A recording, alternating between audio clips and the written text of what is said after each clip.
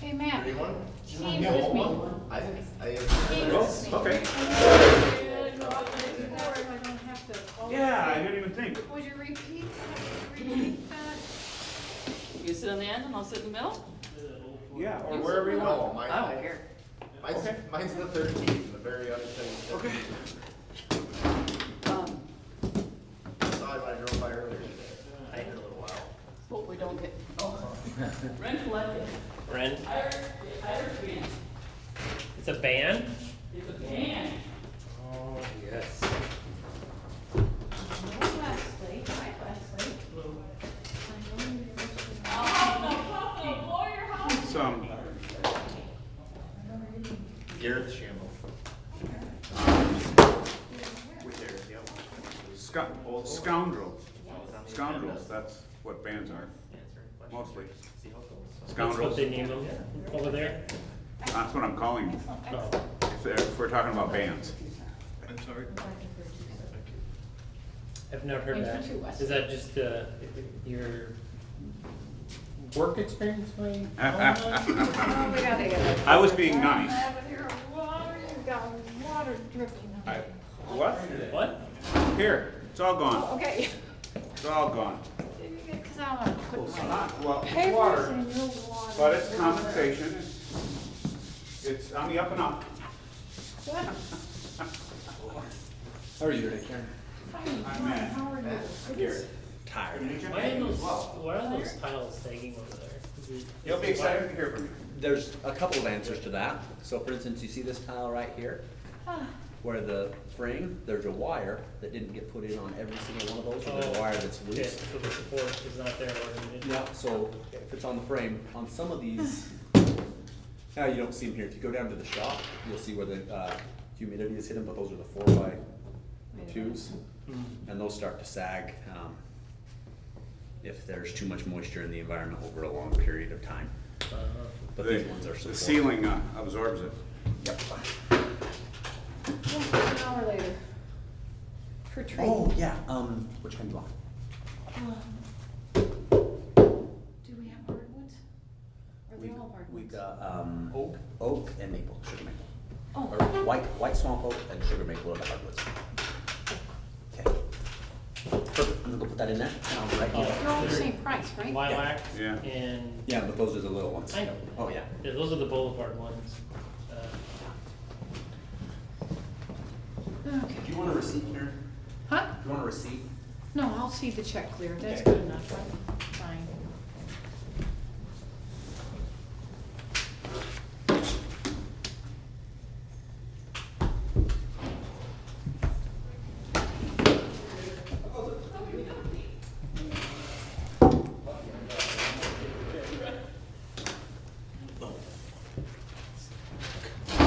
Hey, right. All right. Hey.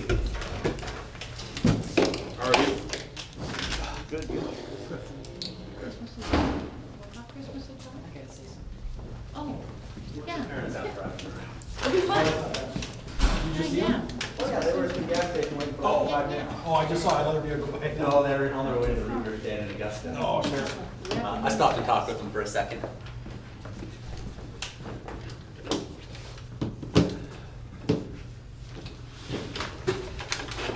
How you doing, man? Good, you phone's on. That's That's the Hi, Bert. 28th. Yeah, it hasn't been hurting a lot Do you lately. have the I don't know if it works. Zoom meeting? Yeah. Sometimes the muscles in the front. That's what they said, yeah. Kind of weird. Yeah. It's almost the opposite. Yeah, I've been doing like the weird exercises they tell me to. It's Wake like up not, a tea? I'm gonna do that on this one, not like cardio or Okay. anything, but it's, assuming I can get it to connect back Yeah. here. I work in my office. It's good. yeah. What are the problems you were having before? What? Getting it in there. I can't get it to work. But we're fast enough to work. In Augusta? I don't know. Or are you gonna put a repeater up or something? I can see the counties. It's right there. Jerry, are you using that Apple charger at the moment? It's all right.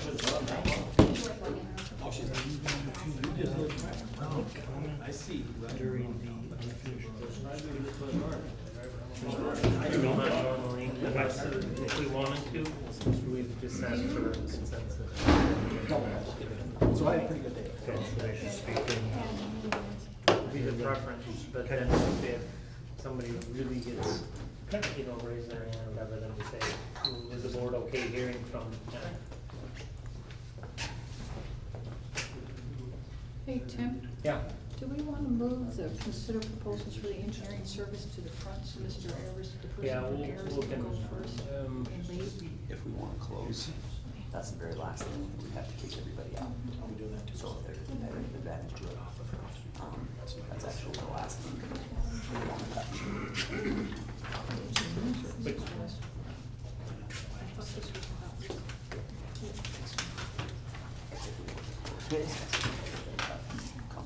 Whatever the committee recommends, I'm willing to.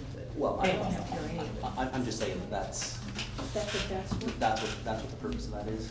So if we went to vote that, we wouldn't want to do that here. Yeah, I don't know, man. Not too bad. Been fishing? Yeah, it was hard last weekend. Yeah. Went on Sunday after the rains. It was just a catch-all. Yeah. We went to Otter. That's where I went. Where, yeah. On Sunday, were you there? Yeah. Yeah, me too. Yeah, it was pretty slow. We ended up kind of giving up and we went up and hit some weed beds and caught some, I think we kept 5 really nice gills. Caught some dinner. Huh? Caught some dinner. Yeah, had for supper Is tonight. it bluegill? Yeah. Is that good fish? I don't think I've ever had it. Is it? That's one of my favorites. Is it like cod? Cause I love cod and I love catfish. It's the Wagyu of crappie. Yeah. Oh, it's a what? It's the Wagyu of crappie. Bluegill. But yeah, we You know, I used to throw bluegills like this out on the lake. What's that? Haven't had a Wisconsin. They're in that 10.5 degree. Right on the bed. Right up in shallow water. They're pretty awesome. So I go to high school. You were at a garage. Well, and I go to high school, and you know, We caught 4 of them. I do my 8th grade art teacher. Right. And you know that cable's still there? Back and Still forth there? trying to be like a Get strong. ready to close up. Yeah, I know, 'cause we're catching them, but caught a lot of, I don't know what they taste like. I'd have to take it caught a out. couple random ones. That was my friend's house, Stacy. I live up. One largemouth. Oh, okay. They really are the I Wagyu had of one bite on it. crappies. I don't know. I like them. I've since I've been here, but His hard enough, you know, so. back home, I Got wasn't some really crappies out of there on the way home, but I understand. fishing for bass. But I have the live view now. Oh, Yeah, dude. I can see the crappies. Right there. I ice fished with a guy that had 360. 360 has its place. Yeah, very tasty fish. Ice fishing is really tough because you stick it in the and then the crappies. And then so you can move over there. Alright, we'll call the regular village board meeting for June 13th to order. Start with a roll call. Aylesworth, Here. Goodman, Here. Hervison, Here. Bird. Here. Cots. Here. Mattoon, Here. Rapp. Here. Alright, now we get a quorum, move at a pledge of allegiance. I pledge allegiance to the flag of the United States of America and to the republic for which it stands, one nation, under God, indivisible, with liberty and justice for all. certified open meeting law requirements have been met. A notice of the meeting and the agenda was posted in the 3 public places and the newspapers were notified. Okay, thanks for that. Adopt agenda. Motion to adopt the agenda as printed. Second. Motion second to adopt the agenda. Any comments, questions there?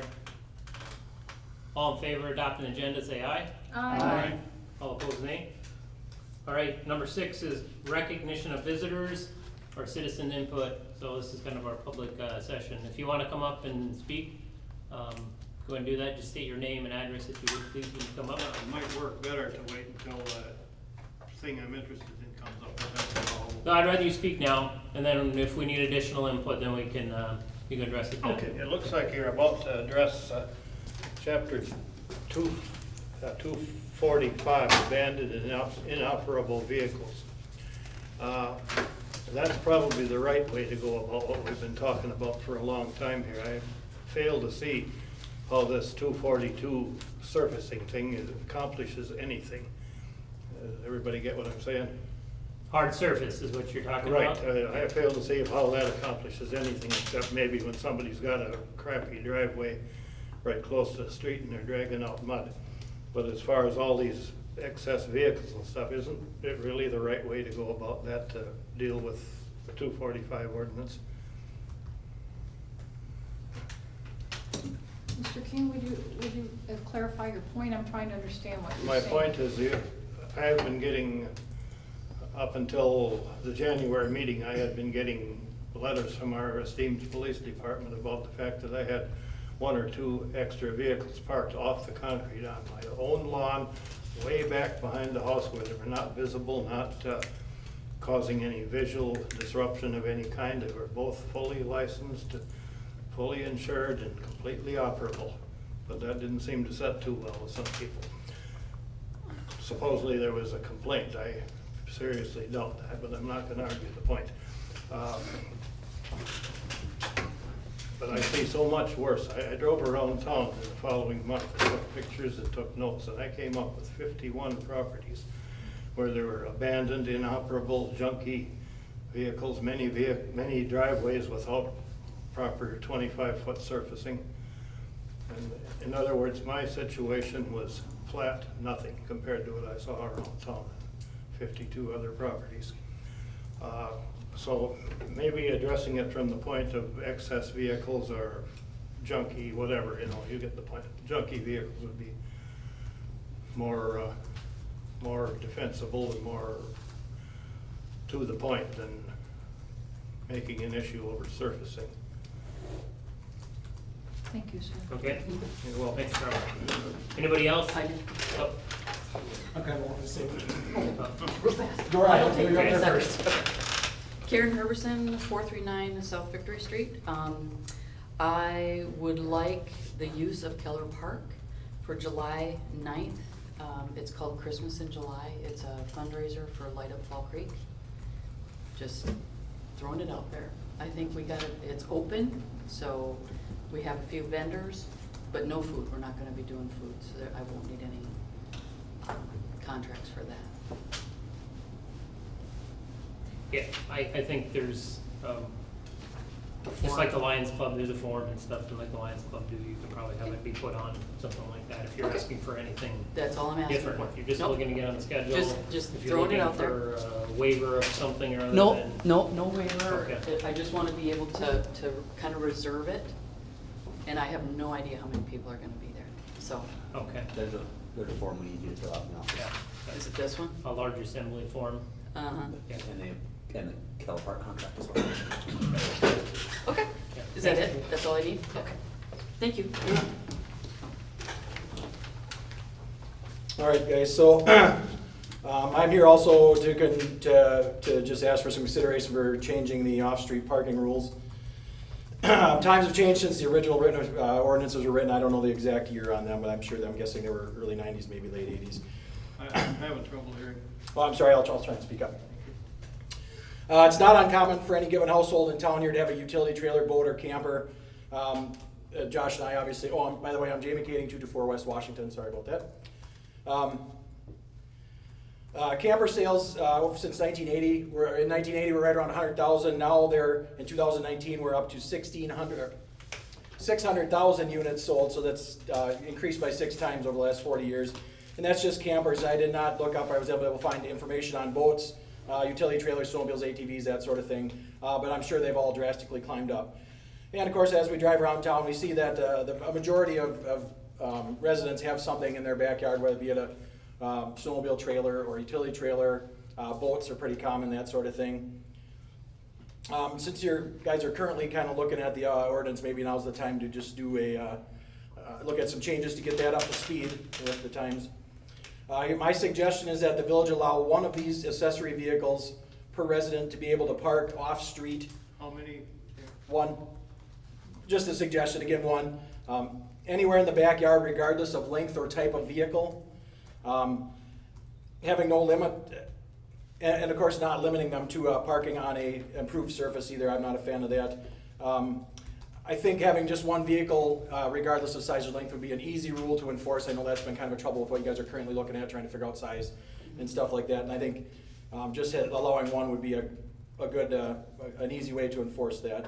Under the current ordinances, residents will now have to pour a pad of cement in order to comply.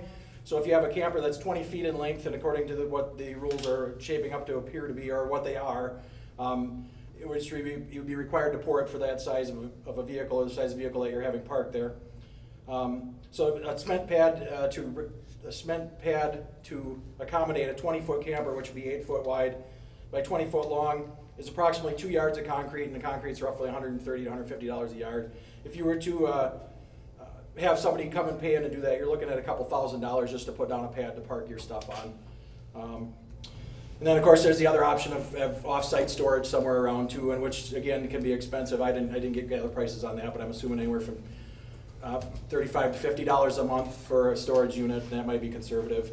I feel that both of these options are maybe going to put an unnecessary burden on the residents of our town.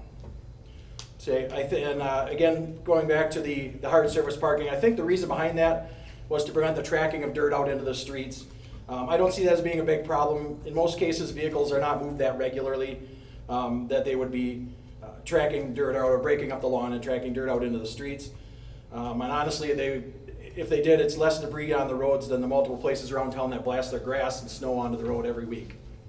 So, and really there's no ordinances to address that specifically. So, thank you guys for letting me speak, and like I said, I'm just trying to say that maybe it's time that we update the ordinances, help other people live with it. So you're saying the hard surfaces, so you don't want to have hard surfaces on the side of the home where it's stored? Yeah, my suggestion would be follow still the setback rules in the backyards, because I mean you drive around town, you guys have seen it already. There's campers, boats, all these stuff respectfully parked. I think if you can align it and make it look decent in the backyard, I think that's fine. And then again, even with campers and stuff, I mean you're just not gonna. I believe the whole point of the hard surface is to not track dirt out on the road, and I just don't see that as being a huge problem. Honestly, like I said, there's more debris put on the road every week by lawnmowers than there is by tracking out trailers that would be in. So. House trucks. Yeah, right, yeah, that too, so. To clarify, just one thing. Yep. You did say resident. Did you mean residents? Residents, yes, per lot, per residence, residence. per address in town. And are you Make it talking, one. are you Like one. in your thought process, are you encompassing large items like campers? Or are you talking about campers, ATVs, snowmobiles, Well, motorcycles? specifically, it's easy to put a snowmobile and ATV in the garage. That's simple. You could clean out a corner or whatever. It's the people, you see a lot of campers around town here, 20, 30-foot campers. Chester had a long trailer. I have a long trailer. Stuff like that. Just allowing one of everything. Because honestly, in my opinion, if you park your 30-foot fifth wheel camper in the backyard and it's again put there respectfully and kept the weeds trimmed around it, I don't think that should be a problem. I think that's I think an okay part of owning a lot in town. So. And I know Jared and Colin put a lot of work into the other stuff too, and appreciate that too, and not to make you guys more work, but I just think it should be considered. So, thanks. Thank you. Okay, Thank you. thanks. Anybody else? No. Lisa Goodman, 328 West Washington. And mine's going to be simplified because Jamie pretty much said the majority of what I've done, so I'm not going to even reiterate. Other than I would vote for maybe possibly 2 spots because, like you were questioning with the camper alongside the, I think it's fine alongside of garages. Not necessarily have to be hidden behind if you have the space. You know, because there's some nice, beautiful campers that are set nice. I do agree with not having the cement because of the cost incurred to the community. The community, we're trying to get people in, and I think that sometimes, not necessarily fact, but Fall Creek is known for very high taxes, very high, different things. And I feel like with all these little itty bitty rules, we're pushing people out versus bringing them in. So we don't want to make such tight rules. So examples with the parking on the street. I think with our leniency of having the big long ones for 14 days, I think that's a great time. I know you had mentioned maybe moving it down. I think 14 is good because it's tough to keep moving it around. Being able to put your boat there during the summer for 5 days, you should be able to be, put it in front of your home. I think a lot of people have that strong feeling of, this is my land, I should be able to put whatever I want. I understand living in a village or a city or a municipality that you do need some type of structure, or we do have the random ones we do have, which I don't know how you can fix them, other than, Jamie mentioned, the 1 rule or 2 rule. I think 1 is making it a little tough because, like, you're right, if you have snowmobile trailers, if you have boats, that's 2 right there. People normally either snowmobile or their boat, so they have 2. So if you could maybe think of 2 versus 1, if they have the space, and again with Jamie. What? If they have the space to have that amount. I mean, if you have no lot, but in regards to length, I don't think it should matter length or not, again, as long as it's kept up and clean, but I think the biggest thing is not putting that cost onto the community, because I think that's a lot to ask of people, especially if they have a broken up driveway and you're asking them to put a nice beautiful pad next to, for their thing, so that's just my thing. So thanks for listening. Thank you. Thank you. Jean, thank you for doing that. If, I have, Can I? oh, go ahead. You're up. Okay, since that was brought up, I'm gonna comment on it. I now have a motorhome on my lot. I can't hear you. I now have a motorhome on my lot. My son bought a motorhome, and it's on my lot. But I warned him, there's a new ordinance, or an ordinance that says you gotta be 25 feet off the road. And isn't your setback of your house 30? I don't know, I think it's 30 feet setback on a house? No. No. No, 25? Okay, 25. I think it should be not in the front yard. Hard surface, as long as they mow around it and they're not tearing up their lawn. But there is a house over here, next to the railroad tracks that has, golf carts, all kinds of different machinery out there. Now, I don't know if he owns it all or if he's in business and if that's been addressed, but it looks like it's a used, it's right on the corner of, Chuck, what street comes up from your White house? Street White and and Railroad. White and I Railroad. don't know, yeah, Yep. 322 and 320 White Street. But anyway, right around town, everybody's concerned about what it costs to do that. I had a trailer that I used to haul once in a while on my lot. And then I have a lawn trailer, so I'm concerned about it too. I mean, allowable vehicles, you can't put all this stuff in your garage. I got a shed and I still don't have room in the garage. So anyway, more choice nowadays. But there should be a limit. They should be registered. Now, motorhomes or travel trailers have to be registered. A registered vehicle should be 25 feet in back. There should be a limit. I think there should be a limit of 2 vehicles. That's my feeling. Otherwise, and another thing was refrigerators on the between in the boulevard. That stuff is good. I don't know if you've addressed it. But people giving it away free and leaving it there for a long length of time, I don't agree with. So that's that issue. I did come to speak, and I'll speak over here about an old topic. Tim, were you the original one that the board enacted reducing the speed on State Street? Were you the enacted a president then? study. No, I wasn't. I was on the board. Okay. So Chester was Were you president the then. president? Okay. The speed study Yes. started, but yeah. Well, the speed study, and then it became a letter from the village. Is it you, Mr. Goodman? Okay. Anyway, the village board, you passed unanimously that they wanted to have the highway speed lowered on State Street. Everybody know where Randall Road and State Street is? Yes. Right there, it's 35 miles an hour, and 1 block into town, it's 25. It's 55 right at that intersection. So the village board was good enough to listen to us. They sent the county board a request to lower the speed limit, starting at our village limits. Was that correct? Did you remember? I think starting at our village limits out by Carl Knutson. I don't know exactly where the beginning was anymore. That was a while back. And the county board voted it down because of traffic flow.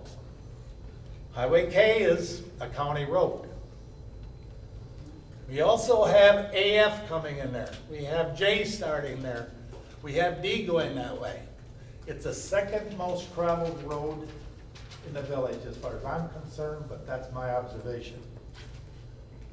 There's a daycare there. There's 2 additional houses been built there since we did that. One being built now, one built. So there is no vacant space like the county said. There's a restriction on having vacant spaces and no houses in there. It is a neighborhood. Now, nobody showed up at the county board meeting except Richard Zeman, and he talked against it. And knowing Richard, because I was on the village board with him for 8 years, I know what he thought. We don't need any more signs. We don't need a reduction. We don't need all this stuff. We need better enforcement. So I went to Chief Dockel and I thought we were gonna monitor it and a little closer, enforce it a little closer. And I thought Mrs.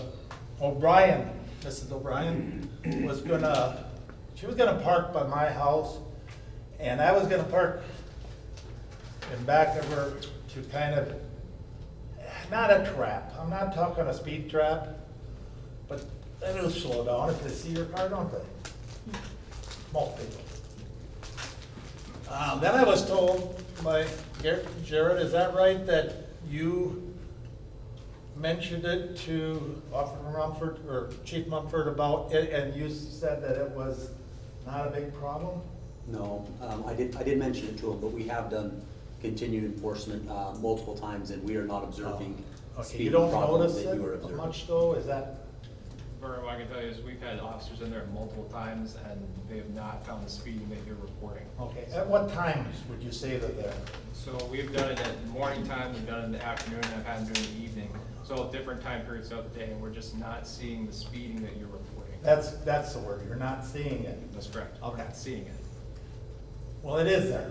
Okay. Now, I do want to thank you. The board took this and they did something with it. They put up a bunch of signs to slow people down. They put additional signs up. I thought that would help. They put up lights there, flashing lights, so when the kids from St. Paul's come, Little Lambs come to cross the street, they push a button and the lights flash. You'd think people would learn to stop. I called them today and asked them how that's going. The lady that escorts the children during school time, she says some people don't even look at those lights, they just keep going. So that's at about 3:35, they're crossing there, during school. I just witnessed before I came some little kids driving their bike across there, and then a car turning, and then the car pulled over and let them go by. Now, I look out my back window and I see this every day. You can't enforce it every day, I know that. But I'm saying a couple times a week, I'd like you to, I don't see your car, but you're welcome to, I park in the church parking lot that faces, you're welcome to go there. You're welcome to park by my house. If you want to decoy, I'll put my car there. I'm saying, stand speeder. Chief Dockel and I were monitoring, and we were gonna see if what I thought was 35 was actually 35. And about 10 minutes into it, he had to leave, so we didn't get it done, and then, of course, he left. I'm just saying, I've been a volunteer fireman for 15 years. I've been a village board member for 8. I've lived here for 50 years. I don't like being a complainer, but it is a problem. I've seen 2 youth die in this community from traffic. One of them was my best friend's son. The other one was right here on Highway 12. I've seen 2 youths in around the age of 10 die in this community from traffic. That's what I'm concerned about. As a grandfather and great-grandfather, I care about the kids. So I'm asking for a little more enforcement at targeted times. You're not gonna catch them all, I know that. But especially when the kids are, you can't be there all the time, I'm not asking that. But intermittently, I like to, and I asked some people on State Street, how is the enforcement? Well, they used to park in front of, I don't know the gentleman's name, just met him, he had a thrift sale, it was Cromrye's house. He said they used to park in front of there, they don't park there anymore. He sees speeders going through, and that's a block up down on K, 2 blocks. It's in the second block. No, first block, second block. I'm just saying what I hear from people, bicyclists, joggers. Police and village board members don't always hear. So they know that I'm willing to take it to the board, so I'm asking for additional enforcement. But thank you for putting up the lights. It was, and the signs, I noticed the sign on 12 up here. I'm glad that it's out there, that 30-mile-an-hour speed limit, because they do race down there. But thank you for that. Thank you for the lights, but they're not obeying the lights. But anyway, thank you for what you did. At least you did something that you thought would work, but it isn't the catch, totally. Okay. But anyway, keep in mind how busy that intersection is. Besides 12, 4 roads intersect at Randall Road where it's 55 miles an hour and then 35. Just like out there, it's 55, but you slow them down 3/4 of a mile out. That's what I'd like to see. Slow them down, go to the county board and appeal. There's new members on there. And a member from the board, I'd like to go there. So, but anyway, around 3:35, she said, they don't always stop for that flashing white light. I mean, that's ridiculous. But thank you for what you do. And by the way, the pause for the pledge is tomorrow night at Randall Park. 6 o'clock. Having refreshments. Please come. Thanks, Vern. Thanks, Vern. Thank you, Vern. Anything else? I'm gonna stand over here so everybody can hear me. Okay. Wesley Bennett, 741 South Liberty Street. I'd like to go back to chapter 245 for a moment, and what you all are going to be talking about with abandoned and inoperable vehicles. From my reading of the ordinance, it seems to me as if it begins from a state of villagers having no rights to having vehicles on their property, with exceptions. And those exceptions are laid out in the ordinance. Instead from a default of having no rights to vehicles, I think there should be a default of having all rights to vehicles with exceptions for dangers. I think when we think about whether there should be a law or not, most of the time there shouldn't be. Unless there's a harm to somebody else, unless there's a violation potentially of somebody else's life, liberty, or pursuit of happiness. And I think unless there's a violation of that, then you can prove harm to somebody else, or somebody else in the community, or any other group in the community, there probably oughtn't be a law. So I think, in my opinion, the board should go back from ground zero, reconsider the entire thing, and start from a position of people have a right to do what they wish on their property as long as it causes no harm to any other person. Thank you. Well, I think, yeah, you're the only one left, so. Yeah, I'll be quick. I also wanted to introduce myself. I'm Garrett Shambo with AIRS.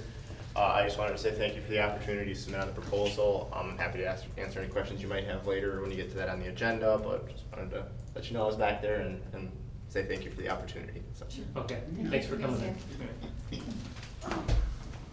Okay. Since being elected, I've had several residents come to me and want to know or ask about pickleball courts. There's a large interest in it. Some village members, people are traveling to other communities to play quite often, several days a week. I said I would bring that up. The other thing, I had concerns about the lot in front of Wilhelm's, or where the restaurant hotel used to be, about the lawn not being mowed and taken care of. So I told everybody who was concerned about those items that I would bring it to the board's attention during this period. So, Yeah. And Chester has the same address as Lisa. We're covered. Anything else? Okay, great. Thanks again for the input. Moving on, number 7, approval of the minutes. You should have seen them in the packet. make a motion to approve the amendments as printed. Any comments or questions? Yes, on the finance committee minutes, there is an error on the second, on 60, the second motion says that Strasburg made the motion, but she's no longer on the board. So I know it was somebody else that made the motion. So What, whatever that what number was correction that is. one? It was, in the finance committee meetings, 6, paragraph D, and it's the second motion under that. Oh, I see it, yeah. Right, friendly amendment to the motion, is the board consensus okay with that if we fix that?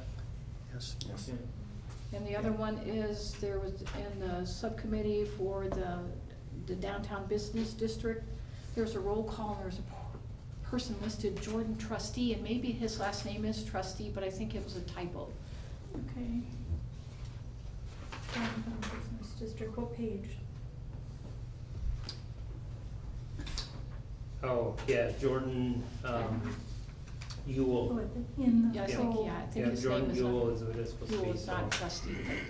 Friendly amendment there too, guys, Okay, board, thank Yes. you. board Yep, consensus on okay. that, okay? Other than that, I thought they were great. I just assumed his last name was Trustee. Mr. President? Yep. For us seniors that are over 70, and I'm sorry I didn't bring my hearing aid, but if you talk a little louder, please, Everybody, that's really. when you're discussing it. Yeah, we'll try. I mean, it's hard to get much context out of that without having the minutes in front of you, but really what was discussed is there's some trivial name updates is all. Okay, any other comments or questions on the minutes? So it was Chester, and who was the second? I didn't get it. You just have to go in and listen to No, minutes. I mean here. Who was the second? Sheena. I second. Sheena was. All right, all in favor of approving the minutes with the 2 friendly amendments, say aye. Aye. All opposed, nay. Right, ayes have it. Okay, moving on to financial report, number 8. Okay, there are just a few items of note this month. On the first page, the revenues under the charges for services, you'll see the park receipts. I'm just calling your attention to that we have been having a lot more park usage this year, which is very good. I think it's been more work for the guys too, but just calling your attention to that there is more park usage. Going on to the second page, top paragraph or first section, you're gonna see admin alternating expense. In the last 2 months, we've had a few items break down in the clerk's office. That's why it's under alternating periodic expense, because it doesn't happen every year. You don't have these types of items break down. But we had a copier breakdown, we needed a monitor, and a docking station broke down. So just calling your attention to that. It did put that item over budget, but we will make sure that we spend less on something else so that the entire category stays in line. And then you will see under elections, we paid the SVRS fee from the county, also received our invoice from them for the legal notice that they put in the paper and the supplies that they provide us. I just like to call your attention to bills that you don't see every month, so that's what that is. Then for the assessor, Prochnow Assessing, again, that is one that you don't see every month. And those are the only items to call your attention to. Now, that assessment is gonna go up next year, correct? That's under the one we just paid was for the year we just wrapped up, not the year we're starting, correct? Correct. And we're having a revow next year. Motion to accept the budget comparison report as presented. I second it. Okay, motion and second. Any other questions on the budget comparison, the financial report? All right, seeing none, do roll call. Goodman, Yes. Ferguson, Yes. Hurd, Yes. Cots. Yes. Mattoon, Yes. Rapp, Yes. Aylesworth. Yes. Okay, number 9, approval of the bills. For the bills, I want to call your attention to a few, and then I also have a few that were late invoices coming in, so I'll list those separately for you. So first on the paper that you have in front of you, you're gonna see Clifton Larson Allen. That was the final bill for the 2021 audit. And then you'll see, going down a little further, you're gonna see the Eau Claire County Treasurer. That's what I was just speaking to you about. The Midwest Flow Cal, they had to calibrate a new meter. It's all the meters we have to test, calibrate. For the Okay. US test cal, and then there's the new meter install. So there's two different things you see there. We have a new meter install, Okay, and then there's large meters that we have to test. So you see two different, we have to test the influent and effluent on the sewer plant, and we have to test all of our large meters. Every couple of years there's a schedule. When are we gonna implement that? Implement what? New meters? So this one is actually for the effluent at the sewer plant. Oh, okay, so it has nothing to do with the No, so Yep. the new meters, there's two different ways you can do it. For the PSC, you can put in a new meter every 20 years, and you can certify that every 20 years you're gonna go through and do a meter replacement, or you can do a meter calibration at 10. Part of our request, if you remember, we're talking about I do. PSC request. Yep. We're going to request to go to the every 20-year replacement as opposed to calibration at 10. Because otherwise we need to be calibrating or replacing a certain number of meters this year. Mhm. And honestly, getting in and out is worse than the actual replacing of the meters. Wow. And getting somebody that'll test the small ones. We can test the large ones easy enough. Mhm. But we don't have a bench ability, nor is it particularly easy to get one done, so. And then there's the new no lead law, that if you pull it out, can you put it back in? There's some differing opinions on whether we can even pull them out for testing or not. There's what's done, anyways. That will be part of that request coming up later this year. Thank you. But the large meters are all tested on a schedule. Mhm. so then I'm just gonna continue. Then you will also see Spectrum Insurance, both commercial and workers' comp. That is a quarterly bill. And then the bills that came in late that are not on your invoice listing, but I still am requesting your approval. It is to A1 Excavating in the amount of $1,358. This is for the pond. It was their. Retainage. Thank you, Mhm. that's the word I couldn't think of. And Davy Engineering for $1,963.43. This was for contacting Viking for tank painting repairs and inspection. For Searchy, which is for fingerprinting, and it is in the amount of $58.77. For Tree Savvy in the amount of $6,000. And there's 3 different invoices for USA Blue Book. One is for $1,955, one is for, 2 of them are for $317.04. And so I would like your approval to include these late arriving invoices. They total that amount. Okay. What is the USA Blue Book? USA Blue Book is water testing Okay. supplies. It's in Anybody water. wanna see these at all? I can pass them around. Jamie, you'd be able to say that right in the meeting. Did I get Yeah, that the two of them right? were, the two that are identical were rebuild kits for the caustic pumps at the wells. And the other one, I believe, was testing supplies, if I remember correctly. And so you're up on the last Davy? No, the other one is DO meter stuff. Okay, yep, sorry, you don't need what you guys did. Did you say we had to pay Davy to contact Viking? Viking, yeah.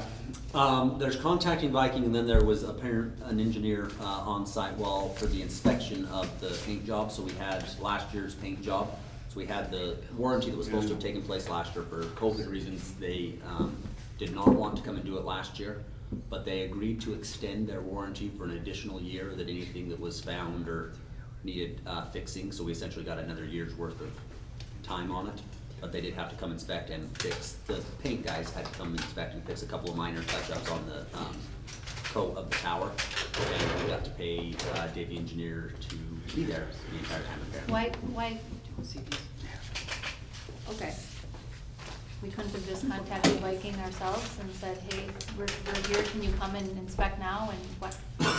The contacting actually isn't problematic on the administration of that. It was this having somebody sit there the entire time that I'm a little upset about. Right, because you got paid for the entire time he sat. Yeah. 10 hours. Yeah. Yeah. So he needed to be. An engineer, It's an not a technician. expensive babysitter. An Very engineer. expensive Yeah. babysitting. There was another one that, for some warranty work on some driveways that we, went ahead and took care of ourselves and told them not to come. We didn't actually know they were coming for that one. We knew that Spectrum was coming. We didn't know Davey was coming. When we went back on the driveways on, A1, or on McKinley, you notice there's a couple that have been re-poured. We did the construction observation on that one ourselves. Are you comfortable with the Davy bill? No, I think we need to pay it. The work was performed. I'm not comfortable with it, but the work was performed. Maybe kick him off property, send him home next time. Motion to Right, pay the bill. tell him I don't. Second. Okay, we have a motion and second to pay the bills. Any comments or questions on the bills, other than? Yes, Yeah. what's the, it just says Chase Card Services. There's no, it doesn't say. Sure, yeah, so remember how this new way we're able to print the form in Polaris, that the ones that are numbered 9-9, that's the detail That's a of 9-9. the chase. Gotcha, okay. And then the grand total is the one that's actually the check going out to the company paying the chase. Okay. Okay. And Karen, did you? Yeah, I you- seconded it, yes. Yep. Matt made the motion, I seconded it. Anything else? Questions on the bills? Well, I think we should talk about this Davy one at some other point, because who required them to be there? Was it part of the project originally? There's just questions, obviously, that. I think we've talked in the past, there's nothing in our contracts or anything with them. Who was when they requiring show it? up Were- or Did work- our language of the change- village change require order. that to be watched by the engineer? So, What was that? Water tower contract. It was Yeah, part of the original construction administration on the water tower project, and I think it's a little bit stretching it to say that that was still authorized to do it, but to be honest, that was still part of that original project. And they are doing construction administration of the original project, and that's what they're working on. If you'll notice, and we'll talk about this a little bit later, but in our upcoming agreements with our consulting engineers, we've put out for a consulting engineer. We had 3 applicants. We'll get to this later in the agenda. But we talked in detail with each of the contractors about a work order system and being able to authorize work that is and isn't being performed, because I don't ever want to have another one of these. Yes. Where work is being performed and we're getting billed for something that they did legitimately do. They had the engineers on site, that the person was here performing construction observation. I wish our contract language, to be honest, had been written a little bit different, but our contract language allowed them to do that and us to cut them a check. The contract language we had was not ideal. need to learn by history then. Yeah, we don't want to repeat with the contract language we had on that last project. Okay, anything else? Right, seeing none, roll call vote? Herbison? Yes. Hurd?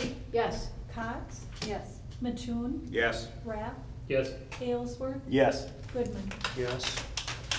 Okay, excuse me, report, village administrator. Okay, we have the written report here, as you see. A couple of things I wanted to point out. Obviously, everybody's seen the new striping in town. Yeah. Felt a little bit bad that we got that literally the day before school got out. Gotta be louder. I felt a little bit bad that we had the striping come in the day before school got out. We tried to have that done last August. We got pushed out all fall last year. And then as spring came in, there was some supplying and scheduling. I wish it had been sooner, but we do have that. We've got a paint striping machine that the guys are gonna go hit the ones on Wisconsin, and there's one more on State Street that we're gonna add. They're near the Jefferson. It was there previously, but when they re-chipped State Street last time, that crossing was painted over, and we will be reestablishing that one. I wanted to point out the 12 trees that we have in Keller Park. Go look at them. I think they look really nice. We've got some variety in there. We've got some sugar maple, white oak, Japanese lilac, and crabapple. I think those look really good. We have had a couple of those trees purchased at this point. Those can be sponsored at the cost of the tree, which is $500 a tree, and that buys the 5-year warranty on those, and the fertilizer and the retouch is Tree Savvy comes back and warranties them each year as part of that cost. We worked on our engineering proposals this last month. We had some committee meetings on that, and we've got an agenda item a little bit further down. We'll talk about this very thing with our consulting engineers and what we want to do differently with whoever we choose is our consulting engineer moving forward, to make sure that we have better communication with the board and our engineering service, to make sure that we're on the same page on some of those things.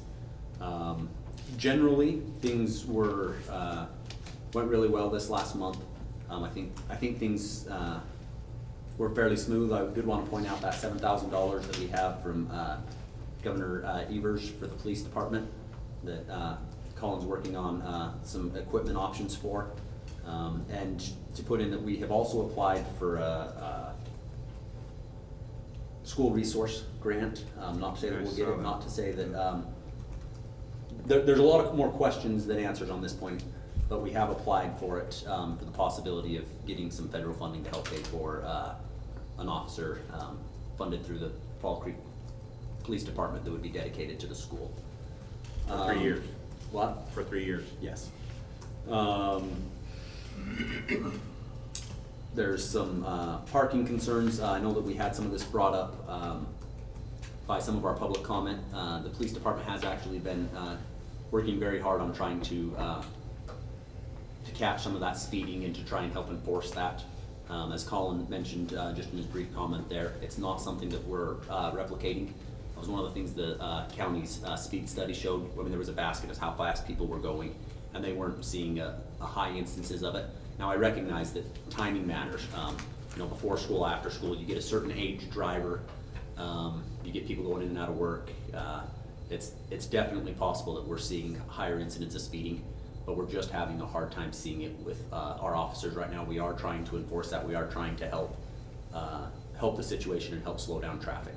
I know that's not what anybody who lives down there wants to hear, but we're just not seeing it. However, the police department is continuing to work on that. They are continuing to dedicate time to that. It's not that we haven't heard those complaints or heard those thought processes. We are cognizant of it, and we are trying to enforce down there. I think that's my report. We got enough other things going on tonight. I think that's good enough. Any questions for the administrator? I have a general question, probably for both you and Jared. Seeing as we can't have a study done by the county every year, speed study done by the county every year, we ran into that problem. But with 2 additional houses, 2 additional, basically, entrances to the to State Street, I wonder, would it be prudent to ask if they'd consider it again? I can give you my 2 cents on it. Please. It's definitely something that can be talked about. I have reached out to the county highway commissioner, and we have discussed it. Okay. But if some of our designs come to fruition on the Rather property, yes, in the near future, it would be a very, even if it's not built out, but if it's been platted and there is additional units at the time, that would be a very good time to raise a concern, saying, guys, listen, we get it, we appreciate that you did this before, but with this in mind, we'd like you to come do it again. And I think that would cross the threshold of compelling new evidence that we could likely see an adjustment on that. as we've talked about in this group before, the county does get to set the speed, and they are going to Right. do it based on the uniform traffic standards, but additional platted units in there, is part of that calculus, and I think that would be an appropriate time. I mean, we can do whatever you want, but I would think that if we're going to see movement on that in the near future, that would be the appropriate time to do it. Excellent, thank you. But could you also do it in 2 steps? That we've made progress on this block and now we've made progress on other blocks too? We can do whatever you want. Okay. You guys are the, Yeah, you're mentioning the likely, but I mean, there's possibility too, I think. yeah. I don't remember there was a specific wording the county did point out in that, and it had to do with kind of the number of vacant Yes. space, and that's not the case anymore in that block. Right. So, yes, If you would like, we can look at that for next meeting. It's not on the agenda for tonight. I know, So yep. we can't discuss it, but we can We talk can't about that. discuss it now, but Yep. that was the question. Anything else for the administrator? Okay. Committee reports. We do have some, number 14 down below, so if there's anything in addition that is not listed in 14, anybody from the committees have anything else that's in addition? Karen? Yes. Yep. The community, recreation and relationship and health committee, 2 motions that we are making from the committee. The first motion is that our committee is recommending that the village board accept the donation of 2 bird boxes, bluebird boxes and 2 wood duck boxes. Beaver Creek has built them with a conjunction of person there, and we'll, A little louder. louder? Yeah. Okay. I can't hear. I We don't hear well have 2 wood duck boxes and 2 bluebird boxes that Beaver Creek people have built for our pond. Okay. And so our committee is making the motion to the board that we accept that. We have the stuff, the Public Works has the stuff to mount them, and we have volunteer labor to put them there. Beaver Creek will help us place them to attract these wood ducks and these bluebirds. That's the motion. I second it. That one is not on the agenda. Sorry, Yeah. Karen, but we talked about that and it's not here. And it's supposed to be right here, but it's not on the agenda. I don't know how to say it, but I'm sorry, but we talked about it, we discussed it being there, but it's not there. You've Do you got- wanna- You've got the bud dream one, but you don't have the wood duck one. Well, we have those in our committee. I know, the problem is without it being on the agenda, this body can't act on it. You can't make a motion from the floor Oh, if it's not on the agenda. Tim, I think you can. you can, No, you can break Robert's Rules of Order, but you can't. In Robert's Rules of Order, you can, but open meeting law requirements kind of trump, just motions from the floor. We have to wait on the but- Bud Rabel, and somebody else. But, Bud Rabel's so here. it's Okay. arguable that it's under committee reports, but it's still not specific enough for the public to know that, you just don't wanna get into that habit of something significant, this one, it seems pretty clean, There's no straightforward. actionable item. Yeah. Can we just move it to next month, just so we Yes. don't get in the habit of put That is something that's. fine, in- that's okay. fine. And then Jared, you make a note to get it on the Yeah, agenda. I apologize, we talked about that. and- Yeah, I know, I accept your apology, no problem, Sorry, we'll move it to we next talked month. about it, I'm sorry. Okay, No, it's me, I missed it. okay. And that's all I have. The rest of it are in the minutes. People can read the minutes. Okay, great, thank you. Anything else on the committee reports? Okay, unfinished business, 12A, second reading and possible adoption of ordinance Title III, Record Retention and Finance, amending and repealing sections of Chapter 31, Finance, and Chapter 82, Records Public.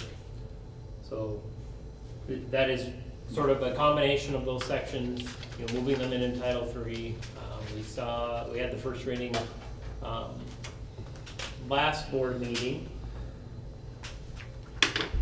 What was it that came out of there? Was there amendments that we were gonna do or No, not? that one was accepted. There was a That couple was of things that we were gonna do with standardizing the table, which we've done. Yep. There's actually, can I? Yep, go ahead. Okay, so if you pull up your packet, there's actually a couple of changes that I would like to propose to this. If you look at 314, which is the preparation of the tax rolls, it used to read that the aggregate tax. Page number, please, page number. Page number 3, I apologize. Page 3, thank Yeah. you.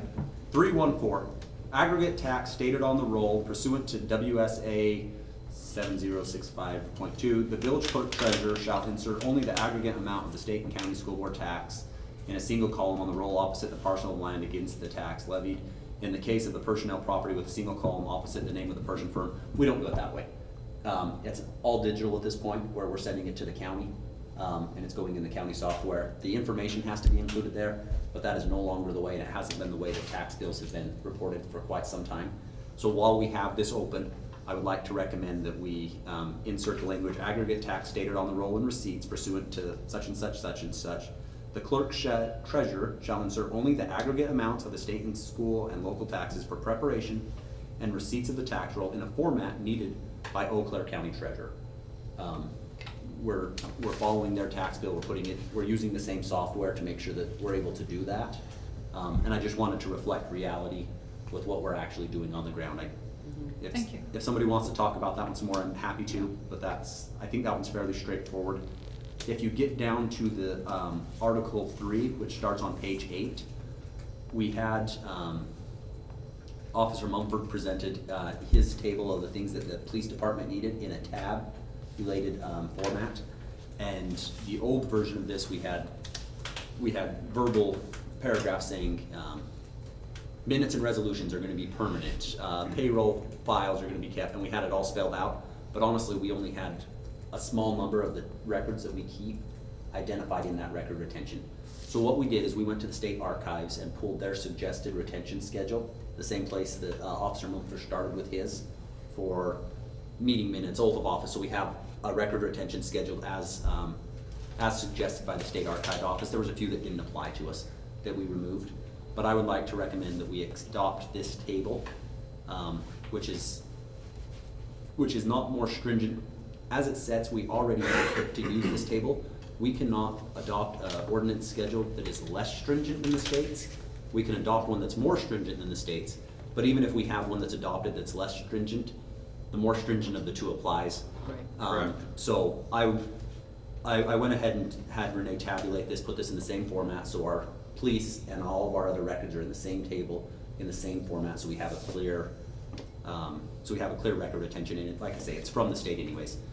And then one other thing that I propose changing, and that's on the last page. It says that prior to the destruction of any public record, section 3.1, at least 16 days notice shall be given to the State Historical Society. Well, in their table up here, they've already specified which ones they want notification for and which ones they waive notification for. They really don't care if we destroy some of our documents that are mundane. So I added the term unless notification has been waived. So we're not giving them notification for things they automatically know they're gonna allow us to destroy. Mm-hmm. So it's more or less the same. The record retention is more detailed than what we had in the past, but it's what we had to follow anyways. I make a motion that we approve the second reading with these changes as Jared noted them and as are redlined in our document of ordinance Title III, Record Retention and Finance. I'll second that. Okay, there's a motion and a second to the board. Anybody have any questions or comments on that? This second reading with the red lines?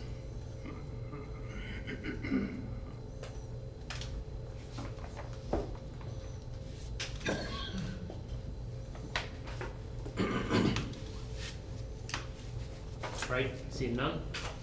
We do a roll call? Bird, Yes. Cots, Yes. Mattoon, Yes. Rapp, Yes. Aylesworth, Yes. Goodman, Yes. Hervison. Yes. Okay, second reading and possible adoption of the amended ordinance of Title 10 Motor Vehicle and Traffic, amending and repealing sections of Chapter 227 Streets and Sidewalk, Chapter 245 Abandoned and Inoperable Vehicles, Chapter 249 Vehicles and Traffic.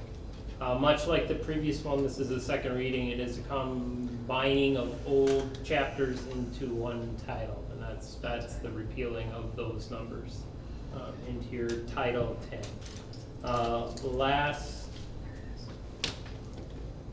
Last meeting we had a reading, first reading it didn't pass, and then you see in the minutes that then it was there were some updates made to it for 2-week period, I think, there's been some other updates.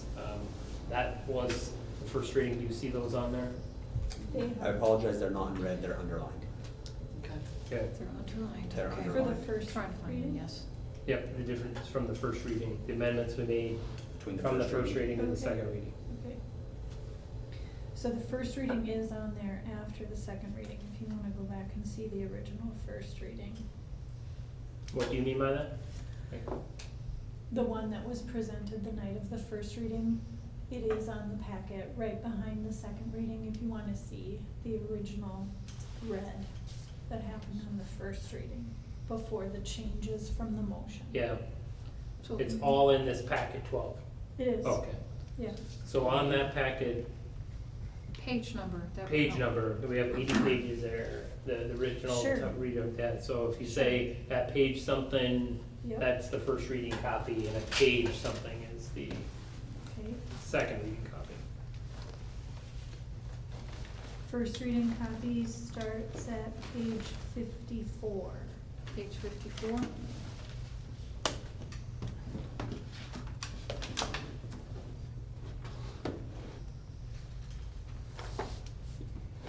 So, and it's pretty, well, it's an even increment. So page 27 is second reading, and then 54, 27 times 2.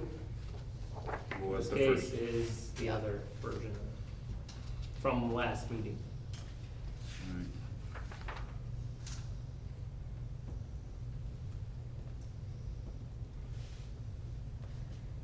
Well, I'd like to comment that I really appreciated the 5 citizens that came forward today, because they all basically said the same thing.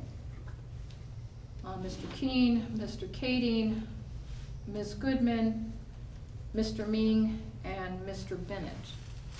And so I'm trying to figure out where this fits into this ordinance, because I think that we could be too restrictive, and that we need to consider the opinions of the public that were expressed here tonight, and look at this ordinance, if this is the one, I'm trying, like I said, I'm trying to figure out where this goes. Look at page 42 is where the changes. Page 42? Mhm. Yeah. Can I make an Yeah. observation? Yeah. Tim? Yeah. So the observation I made, I think everybody is trying to come up with a similar outcome. They want to be able to give Colin something that he can enforce, that we can be consistent across properties. Colin's got a presentation here. He's actually spent a decent amount of time over the last month working on this parking ordinance and working on examples of what we don't want to see and what, in his vision, he thinks is probably appropriate, and I tend to agree with Colin. But we need something that's enforceable, something we can say, this is what the ordinance in Fall Creek is, and this is what we're going to do, and it's going to apply the same to everybody. On the other hand, we don't want to be so restrictive that you can't park your four, I don't know. We don't want to be so restrictive that nobody can do anything on their own property, that you have your property rights that really aren't actually valid for anything. Last month, we talked about leaving hard surface parking alone. Now, the hard surface parking alone, with the exception, would have allowed for one trailer under 12 feet in the side or backyard. It does not allow for any front yard parking. I personally think that's a good idea. We allow parking in the driveway, but I don't think we want to see campers. We've got a whole slideshow full of people who have stuff in their front yards that's an eyesore to the community, and I can understand why the neighbors don't want to see that. However, the proposed ordinance that was originally run was more lenient than what is on the books today. Today, you cannot park anything unless it's on hard surface. Now, that hasn't been enforced uniformly, and I'd be the first to admit that. I believe Mr. Keene said he's got 53. I think Colin said he counted 62. 62. Yeah, I might be off a number or two on either one of yours, but 63. 63. But there's been a large number of people violating that. Let's just put it that way. My concern with the amendment that we made last week is we left the hard surface parking part alone. We said you still, you can park a vehicle as long as it's under 12 feet in the side or yard setback, but we increased the time that you can be on the street. I think what that is de facto going to do is empty all of the stuff that's in the yards right now and put it on the street. Now, I recognize that, you know, people have differing opinions of what they do or don't think ought to be allowed on the street. And I'm probably still in Colin's thunder, and I think maybe he ought to be the one to give this presentation. He's got a whole presentation for us. But my initial concern is that if we want to allow people to keep whatever the 1 trailer, 2 trailers, 0 trailers, whatever the allow is, we want that to be in the yard in some form or another. Dumping it onto the street is an eyesore for everybody. It's like saying, we're gonna put it in the first 25 feet, but it's gonna be directly in front of your house. And at 14 days between moving, most of these others are 48 hours, but at 14 days, you've got all of the campers, trailers, toys in their front yard, as opposed to, you know, something Jamie said, you know, maybe we tactfully allow a camper or 2, you know, whatever the combination is in the backyard that's not an eyesore. So I've got a couple of concerns with the ordinance as it's amended or as written. I think we're all kind of trying to do the same thing. We want to allow people to live. On the other hand, without interfering on their neighbors. You know what? I get complaints. The gentleman who came up for the daycare remodel back into the church, the Baptist church. Mr. Kennedy? That's okay. Yeah, I don't remember the gentleman's name, but there was a gentleman that came up and lived in his camper for 3 months or whatever it was. There were some neighbors that were very not happy to have that camper exactly on property line looking into their front window. Said if it was a permanent building, they wouldn't be allowed to build that close to my building. We have side yard setbacks for that. People can't live that close to the property line. They are looking directly in on me. But in a camper, it was okay. And I recognize the concern there. It was against ordinance, but we weren't necessarily enforcing it everywhere else. So I wasn't gonna say, hey, Colin, we have to go single one person out if we're not enforcing it everywhere else. We kind of talked about it in the board meeting that we're working on this. We're trying to come up with a resolution. We're trying to come up with where we want to be. There is a happy ground in there somewhere because there are legitimate concerns for it. No, I don't think that there should be a camper sitting right on my property line looking into my bathroom window. I can understand why that's a concern. We don't let them do it, you know. There is a happy medium ground in there. And it's not, I don't think the default ought to be to allow everything to be parked in there. There are some surrounding communities that allow that and go drive through town. I don't think that's what's going to invite people or want to make people move to Fall Creek. I don't think that's what we want. But there probably is somewhere in between that we can go to. And if it's okay with you, Colin actually has put together. Yeah, so I think. We go there. Are you good? Yeah. So I was gonna say a lot of what we've heard anyway, I guess what I've heard, I think the board can probably, well, I think we're gonna jump to Colin and give him a chance to present. We have heard from the public. We'll hear kind of, because what we're looking for, right, is we're trying to do some updates. We hear that people want some flexibility, some liberties, and some freedoms, but there's problems. And I haven't heard a lot of solutions to those problems yet, but we gotta come up with some of those too. And that means we gotta have something that's enforceable. We do have problem properties, and you know, they do create harm in ways of property values. And so that's a real thing, and that's, you'll see in many municipalities why they have ordinances like this. So it's not necessarily physical harm, but it's financial harm. So, but we need to figure out what we want to do as Fall Creek, and we have to give the employees the tools that are clear and concise. So we don't have to pick, or don't have to have them pick the winners and losers. So it's a good time for Colin to kind of give his concerns, because I think he's going to be the one stuck doing most of the enforcement with this. So. And if y'all don't mind, I'm gonna move up here so that way I Yeah. can be heard a little better. First of all, just thank you guys for giving me the opportunity to come and kind of show you what we're seeing from the police department as far as what we are observing as issues in the community with this parking.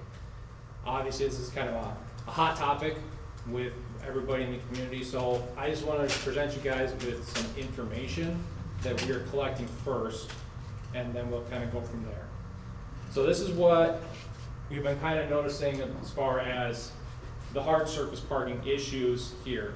Like we mentioned, myself and Officer O'Brien went out and did kind of a study of the community, we located 63 residences in the Village of Fall Creek that were in violation of our current ordinance for the hard surface parking.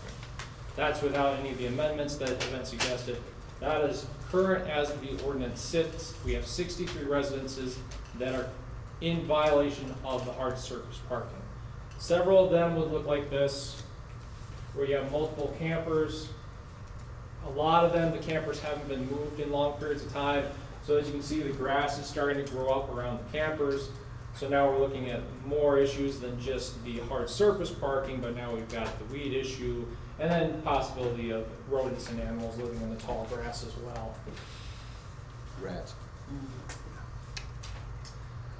Lots of issues, buses that are parked on grass that haven't moved for extended periods of time. This one here, multiple trailers, boats, things like that. Grass is growing up around each of the. No, is that in a backyard? That is in a front side yard. That's a side yard, okay. Yep, so the front of this residence is actually right here where the garage is, and they had their vehicles all parked in the driveway, and so everything else got moved to the grass. Okay. Once again, this one you can see the grass is growing up around it. More side yard. And all of these pictures were taken from the roadway. Officer O'Brien and myself never entered anybody's property. We never even went on the sidewalk. These were taken directly, as you can see. This is the pillar for my squad and the roof. These were taken from inside the cars, so this is things that are clearly visible from the street. More boats and trailers in the side yards. Campers, as you can see, this one again, the grass and the weeds are growing up around it. This is that residence I believe somebody mentioned before with all the four-wheelers and ATVs and things that are in the front yard.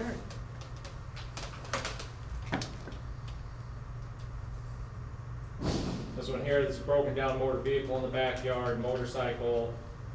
So these are the things that we've been noticing around town. We took pictures of every violation, we just condensed it down to a few for you guys, so we don't need to go through 63 plus photos. It's kind of, you can see what we're seeing from the roadway. I believe what we kind of proposed as a resolution to this issue was allowing a trailer of 12 feet or less to be parked on the grass or the unfinished surface. We believe that this is reasonable. A lot of people have those trailers where they put their yard waste or things like that. We had suggested this would be a good alternative to this hard surface parking. We're not being as strict that nothing can be in the yards. You can still park something like this in your yard on an unfinished surface. So these are just some examples of what we had originally kind of proposed for an idea here. Now, it was mentioned that we've been doing a lot of work, and especially reaching out to other communities as far as what their current ordinances are for hard surface parking, on-street parking, and parking of RVs, trailers, and things and such. So we've broken it down per column. And what we're finding is the current ordinances in Fall Creek give it 14 days for motor vehicles and trailers and 72 hours for RVs. We are very much out of consistency with pretty much every other municipality around us. The average is 48 hours to 72 hours for motor vehicles to be parked on the roadway. The closest that comes to the Village of Fall Creek is Blair allows for their residents to keep a camper or RV parked on the street for 5 days. But that is the closest any bracket is to the Village of Fall Creek. And we went through, I believe it was 28 different municipalities in the area. As well as this, we also went to the hard surface parking. And what we found is we were very consistent with about 50% of the municipalities with having a hard surface ordinance, where things cannot be parked on the property unless they're on a finished surface. And I believe we sent that out to everybody prior to me.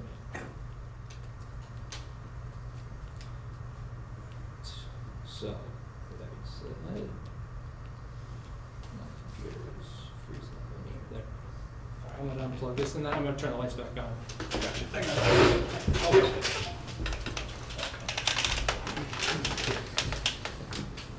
Alan, when you said we were out of consistency with many of the communities where we out of consistency in being more strict or less strict? Less strict.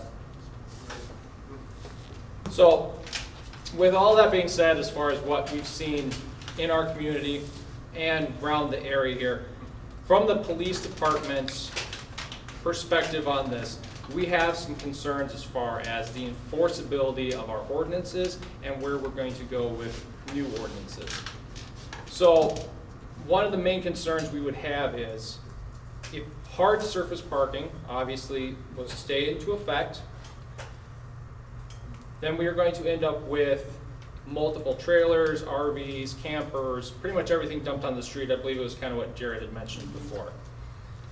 Now, with all of those things being put on the roadways and us allowing a 14-day period where those items can be left on a roadway, we are going to have streets that are extremely clogged. It's going to be hard for vehicles to get through, possibly one-lane traffic on some streets, depending on how much is coming onto the roadways. We're at potential for higher crashes because we have more blocked intersections. This just starts to compile into roadway issues if we allow all these things to be parked there for 14 plus days at a time. Kids running out. Exactly. We have visibility issues. So this is what things we're looking at moving forward if this is allowed to be, have all these things on the street. Along with that, a 14-day window for the police department is not very practical for an enforcement purpose. So many variables can happen in a 2-week period to change the initial onset of a complaint. With that being said, what I mean is, if we get a complaint that a vehicle's been parked somewhere for an extended period of time, if we go down and we mark the tires to count the 14 days off, so many variables can happen in that 14 days that then change whether we can actually enforce the ordinance. Weather conditions, it could pour down rain, the chalk can wash off. The vehicle can move half a foot forward and then the chalk is now rotated.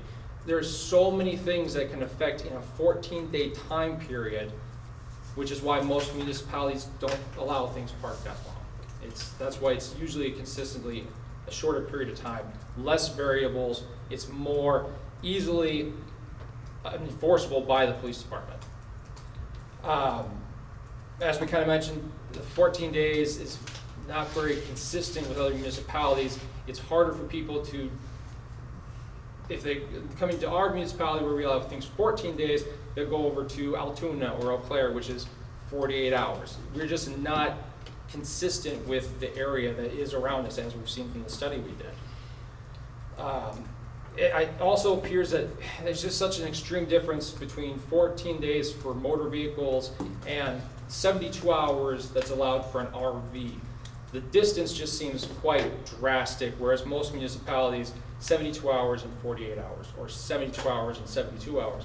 But 14 days and 72 hours, then we have to differentiate, well, what falls under the recreational vehicle 72 hours, what falls under the motor vehicle 14 days. It seems to be we're kind of making too large of an extreme here in this time period that we're allowing things. The other thing that was brought up was allowing people to only park their items in front of their residences. And I'm sorry, again? To only allow residents to only park their vehicles in front of their residence. Wouldn't you want it to be the opposite? Well, I'm getting there. So the issue I have with only allowing residents to park in front of their residences is if you do put a boat, an RV, and a motor vehicle in front of your residence, 14 days comes and the police department shows up and says, you need to move your motor vehicle. Where am I supposed to tell these people that they should move their things to?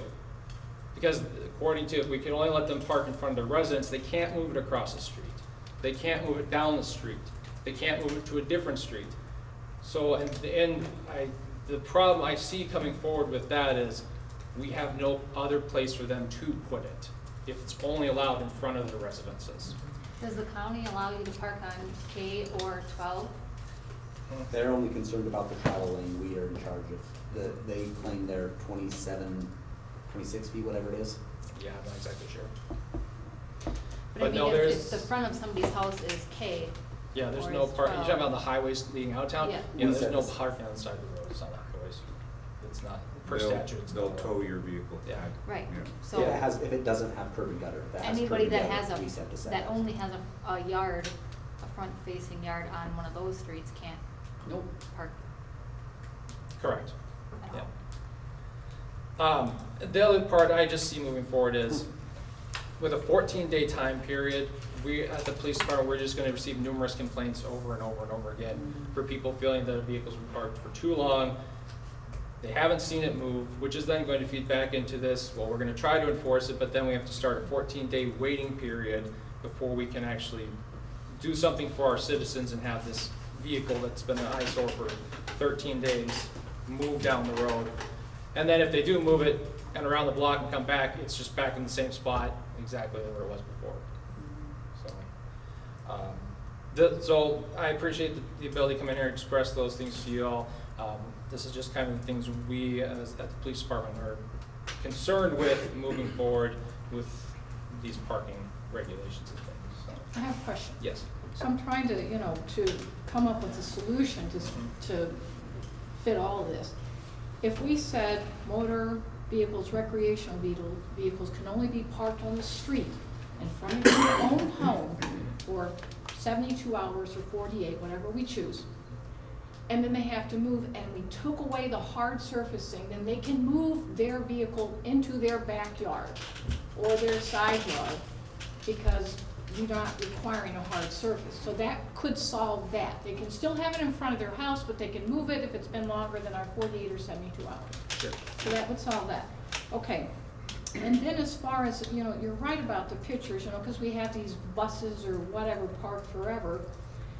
If we require that the grass has to be trimmed, just like we have a weed ordinance, it can't be above 7, whatever, we can require them to keep that grass trimmed. And then the vehicles have to be, is there some licensing or something that, we don't want junkyard, where there's a Right. dilapidated. Yes, we already have that where a motor vehicle on your property has to be registered. You can't have a junkyard on your property. Right. That's Okay. per ordinance. We have the vehicle has to be registered. The issue comes in is when you've got 4 vehicles registered on your property, then that's where you're seeing there. So if we can put them in their backyard with their 4 vehicles or their. And if you put a limit, you can put 2 trailers or Or- a trailer. or we or can whatever. put In the a limit. In the So- pictures, were the campers and the motorhome and all that stuff registered? We didn't run registrations. So I'm not 100% sure, because a lot of times those license plates on the campers are on the back, which are backed into the property. If it's under 3,000 Yeah, I know. pounds in the state of Wisconsin. That there's no motorhome and none of them registration. campers are under 3,000. Yeah, the only one that was the pop-up. And Right. The pop-ups are And under that The may or 3,000. may pop-up, but the grass was mowed under Yeah. that one. Yeah. All I boats think aren't we're- registered, If Anything it's under over 3,000 pounds. Some of them aren't. but most boats are. Most boats are. Yeah. But if the grass is mowed under it, there was some pictures where the grass was mowed Yeah. under it, but the ones that you can tell have been there haven't moved since the snow melted. Correct. There's other ordinances that aren't being followed also besides the parking. Correct. And to kind of go back to the registration thing is, we can't run a registration if we can't see the license plate. And we are limited to accessing people's private property just to obtain a registration plate. We just can't do that. To the DNR, you could. Well, we're not the DNR. So the pop-up campers and the little wood trailers for toting their wood, do they have to have a registration?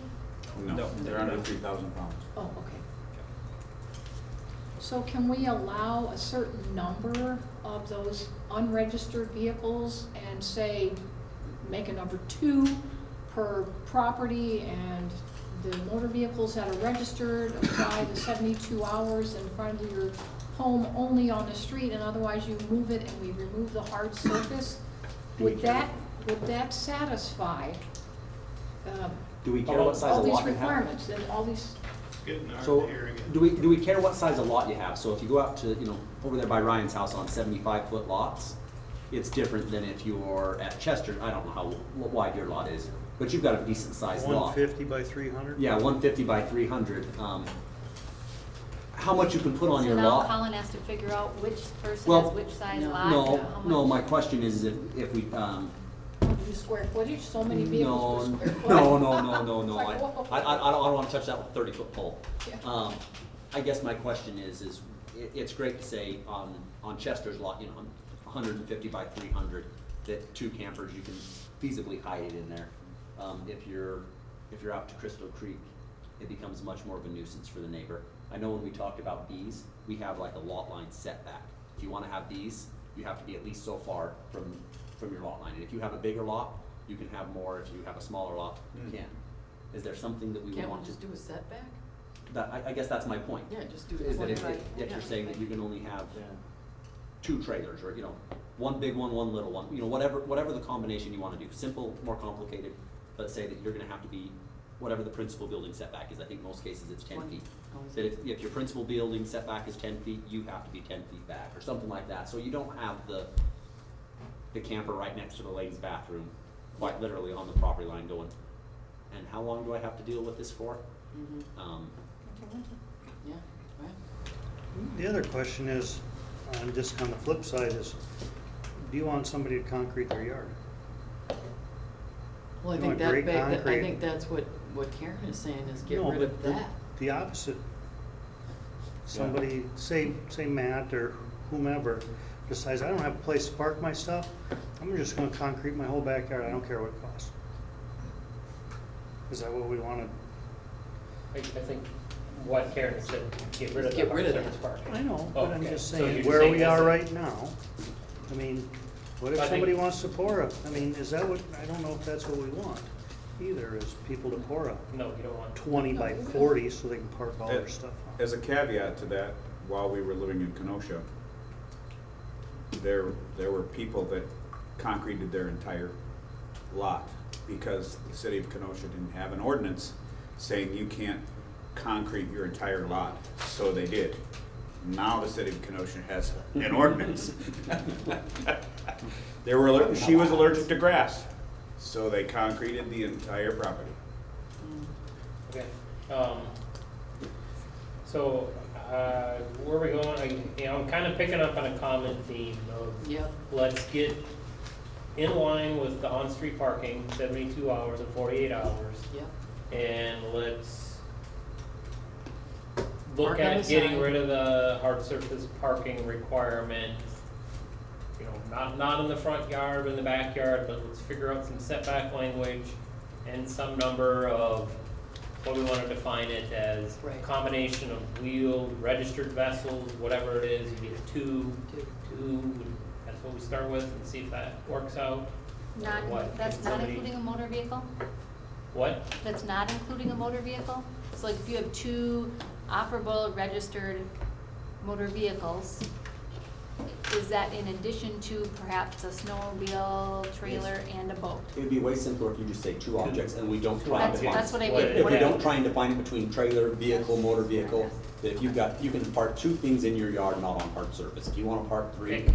pour a concrete pad. Put things in your garage that are smaller and pick 2 bigger things that you want that are On not the hard side, surface, right? yeah.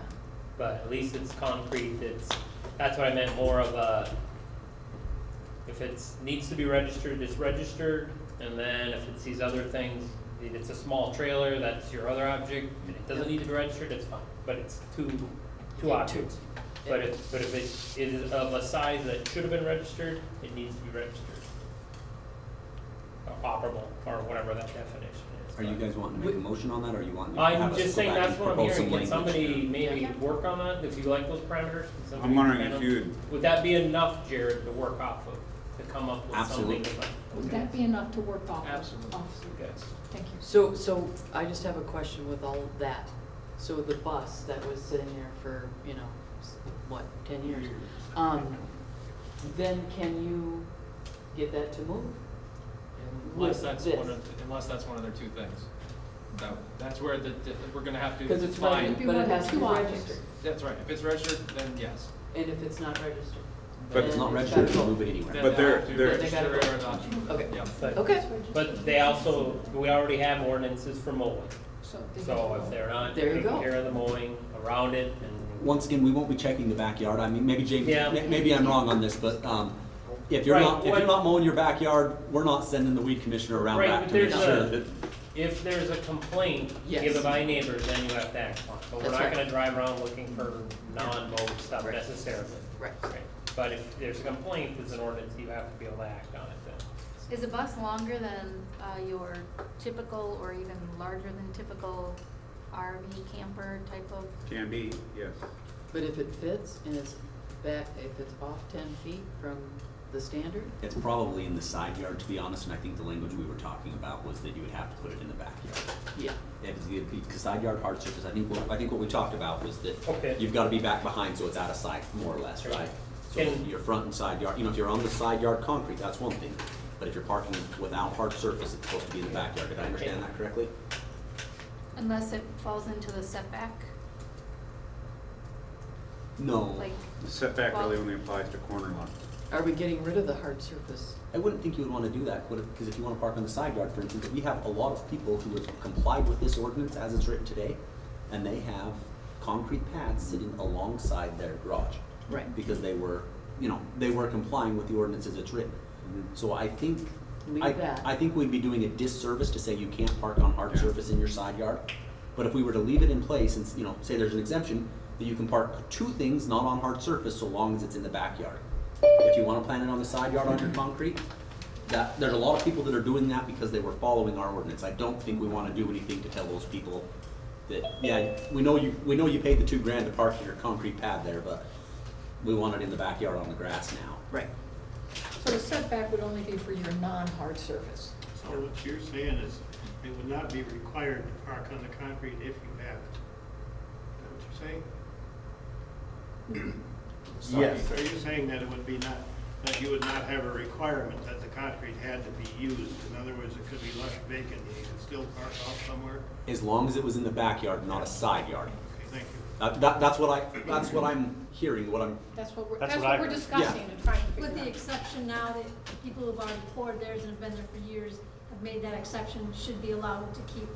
No, I think if anybody wants to pour a concrete pad, we'll leave the Oh, hard, okay, and- we'll leave okay. the hard surface in We place. were just trying to clarify Yeah. that, if you were making that an exception rule, or you were saying No, they I- still could pour if they wanted to. I think you still allow, as ordinance, I mean, this is just my 2 cents, but I think you allow the ability to pour a concrete pad alongside your garage, just like it's always been. Right.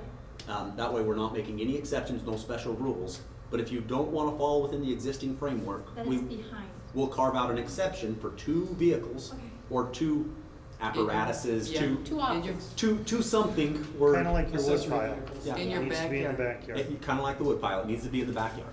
Okay. I have 2 comments that I'd like to make. First, related to this, because there's a lot of dynamics at play and we're not covering all of them tonight. We spoke about this before. One of the reasons for the hard surface was we were talking about parking things with engines and transmissions. And the comment had come up before, we don't really want that stuff going into the ground. That was one of the reasons we talked about a hard surface That's right. for those type of vehicles. Are we going to entertain that? Do they have to leak, so, I mean, Hopefully they don't. I mean, so if it's something that has transmission fluid or oil, hopefully they're not leaking, I mean, how Devil- often is that a problem? Devil's advocate here. Yeah. I agree, that's what it was. It was. But if it leaks on a concrete pad and rains, it's gonna run off the concrete Anyway, pad into the yeah. dirt, so. Well, and that's I fine. think it's the devil, but kind Yeah, of the, that's fine. I just wanted to make sure that yes, it was that's what part of the proposed. dynamic. Because the DNR was the one pushing the hard surface at one point. Yes, right? they were. As part of the wellhead protection, because we have contaminants in our well, and as part of, or we had potential with the well too. We were very concerned about wellhead protection, trying to keep that well in service, even though that didn't necessarily happen. The other comment I'd like to make is, and it's a little bit imperfect, Colin, and it's no disrespect to you at all. But I wonder if there's a way we could compromise from 14 days to 7 days. We're talking about 5 days, correct? 72 hours. I think we're talking about 72 or 48. It's 3 days. It's 3 days. So, So that seemed to me very consistent, like we were the only outlier ones. there. But in the hard surface, There was one- like. one that had not- five, not a lot 5 of day. hard surface, so. But that was just for the resident, that was some special, Mhm. yeah. for residents for their campers. For the residents, for a specific type of. But if you can move it off street, I mean, that kind of. Yeah, eliminates if the you get it concern. off You can move it into your yeah. yard, into your backyard, then they have an option. To be on I the make a street. motion, we need yeah, to so let's go. I work think- on that. Yep, we were. Can we bring that Well- directly back here with those changes? Yes. 'Cause So we what can- do we wanna do with this second reading then? Are we Just- not approving this? I think you would just table it till next month. Table it, okay. Just to be clear, I think that's what I was thinking too, so can we make a motion then to table it with those suggested parameters and then come back with them? I make So that the- motion to table the second reading of this ordinance and come back with these things that we have discussed. Do I need to Yeah, specifically say definitely what they date. are? Can you table it definitely until that, a No. definite date? Till the next meeting. Okay. So that would be in our next board meeting, that we should discuss it and not go back to the committee, because we are acting as a committee as a whole right now. So I think this is great. I second. All right, motion is second. Renee, you clear with that? Okay. Can I add to that to update or be more specific with the verbiage as far as abandoned versus inoperable and unregistered? Because if we look at what it says in our ordinance about abandoned, it says to reasonably appear to have an abandoned. Well, that's very subjective. Like Collins reasonably appearing to look abandoned and being unregistered are two different things. So just to kind of, like, to really, I don't think abandoned needs to be in there. It's either registered or it's not. It's operable or it's not. Yes. So just to be more specific with that language. The reasonably appear to be though, for instance, if you have a very unique vehicle that is still going up and down the road, but might appear not to be able to. I'm thinking high school kid at 16-year-old, my first car. It might reasonably appear to be inoperable. I don't mean that to sound bad, but it was still registered and I still passed a safety inspection. Well, right, so it's, you can prove to Chief Mumford or whoever that it's registered and it's operable, I can drive it. I don't Okay. think his being subject to whether or not it's been abandoned, it says 48 hours, well, you can't say something's abandoned if it's been 48 hours. We can look at it. Yeah, I think that's we all. had this in the motion to talk about these two backyard objects, we call them what they were, and work on that definition. You know, thanks for the clarity from Right, Sheena, thanks, you Harold. guys capture that too? The abandoned ordinance is actually based off the state statute for abandoned vehicles, so it's basically just the same verbiage right from the state into the ordinance. I think it would help to be more consistent, at least with village residents as well, I agree. to know what that means. Yep, I agree. Great, thanks. Give a motion and a second. Any other comments or questions? So we have a motion to clarify, table this to next week, come up with parameters, next meeting. And then come back with those parameters and updates. All in favor, say aye. Aye. All opposed, nay. All right, thank you for that. And so now we're on to new business. No, yep. Public hearing for, let me get back to the agenda so I'm reading it right. Thank you all for coming in. I don't know if this will stay interesting with you, but you're welcome to stick around if you want. Run while you can. Yeah. Good to see you, Lisa. So we'll open a public hearing for alcoholic beverage license applications. This happens once a year, our June meeting, we have a hearing. If everybody wants to come into the, speak for or against the license application for a particular establishment, this is their opportunity to do it. Is there anybody from the public that would like to speak? Thank you, everybody, for listening. Okay. Thank you. Thank you for your input. Seeing none for 13A, I don't see any input for public hearing. Therefore, I'm going to close the public hearing for alcoholic beverage license applications. So we opened at, let's say 7:35, we'll close at 7:36. Cameron? All right, 13B. Alcohol beverage license application.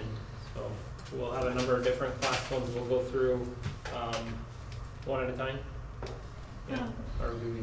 You should read them all and do it all together, but this is class B and this is class A. Yep. And No, I'm fine. There's three of them. Here, take the A through D. Oh, I see, okay.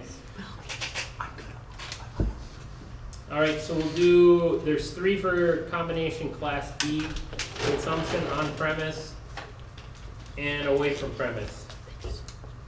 So this would be on and off sale, is that right? And so we have a Class B beer, sorry, let's go with this one first here. Class B beer and Class B liquor for Chicken Chasers Bar and Grill. Alan Roberts.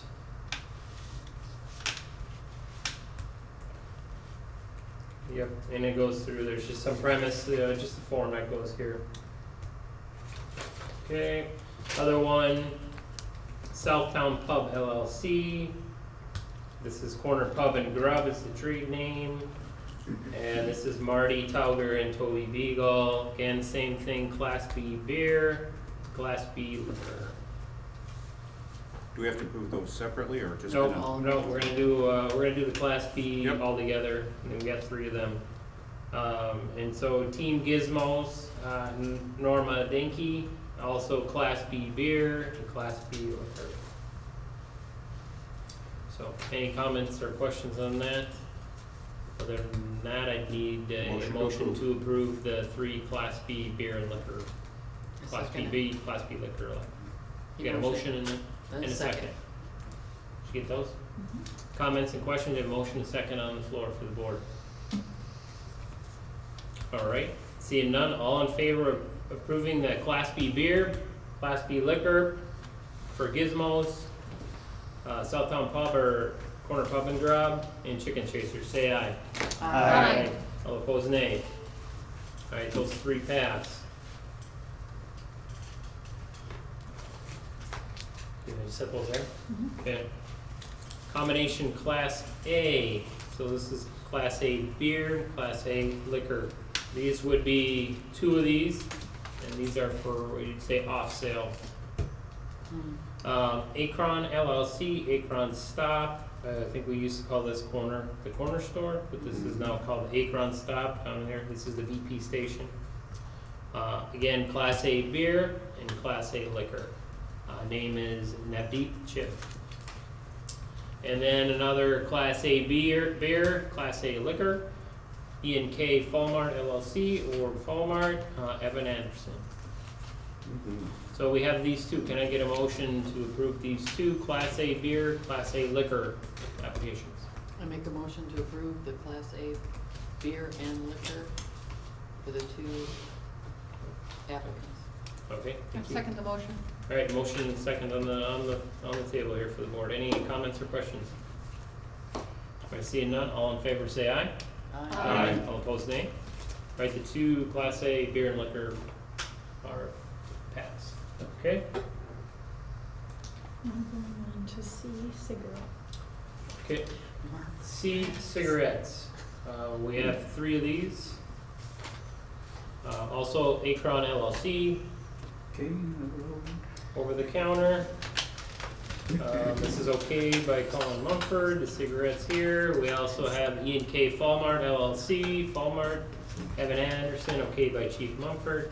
Team Gizmos, Gizmos Bar and Grill for Class C cigarettes as well, okay by Chief Mumford. Can I get a motion to approve these 3 Class C cigarettes? I make a motion to approve all those Class 3 cigarettes. Okay, motion. I second. Motion and second. Comments, questions here? Seeing none, all of them in favor of approving these Class C cigarette applications for these 3, say aye.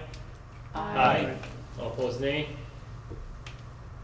Agreed on that one. Okay. So we got the renewals and some new bartender operator license applications. These 4 are not on the list because they came in late. Okay. And, Are any of these new? yeah, yes, some of these are new and then this one here is a new. Can we do the new ones first? Okay. Is that And easier? Or do we wanna just? it doesn't matter. Okay, well, I'm gonna go down the list. Okay, I'm gonna go down the list here. I'm gonna state all the names in the business. And then there's besides the list, there's 4 other ones that aren't on the list? Is that right? Yeah. Okay, what's the difference on both sides here? So this is the person's last name, and this is by business, Okay. if you wanna. Yeah, group I'll them do, by business. I'll do just, we have 4 for Akron Stop here. Again, these are bartender operator license applications. Some of these are renewal and some of these will be new. But I'm just gonna go through the list, we'll list them all, and then I'll list the new ones at the end, just so you'll be able to tell, and we'll see if, on the new ones, if, Colin has any comments back on those ones, we can approve or deny those. Colin, do you look at the renewal ones too and do any background check? Okay. So regardless, it seems like new or renewal, Colin does go back and refresh, so maybe we'll just skip the whole new, renewal, we'll just look at them all, okay? I may miss, I'll have to come back, I'm gonna start with the business, per business, but there's 4 other ones here that I don't know what they're for yet. So Akron Stop, there's 4, Carrie Latimer, Sukhan Singh, David Swano, and Mackenzie Walker. Yeah, without order, okay. And then our chicken chasers, we have Tamara Davis, Brenda DeWitch, I'm sorry about that, Jean Knudsen, Casey Michaels, Tanya Roberts, Corner Pub and Grub, Leah Beagle, Toby Beagle, Ian K. Falmart, Carly Anderson, Cirillo D. Santiago Cruz, Mason Denning, and Christine Johnson, Fall Creek Lions Club, Richard Zeman, Gizmos, Tanya Aguilar, Barbara Anderson, Michael Danke, Norma Danke, Natalie Helligers, Courtney Kneifel, Stephen Knuth, Patty Lang, Katie Lighthizer, Jeffrey Manor, Ellie Sen, and Hannah Zimmerman. Okay, and then there's 4 other ones that weren't on this list. That one needs no contingency, everyone else is okay. Okay, well, let's go with this list. Is there any on this that we need to look at here that we, and all these were approved here? They're all These were all approved, so we got this stack here. Maybe we'll do this batch here. So all these were approved by Colin, no issues here. Can we go and get a motion to approve this stack of bartender license operator applications that I read off? I so move. All right, got a motion and second for these 28 I read off? Second. Second, motion second. Any comments on those? Questions?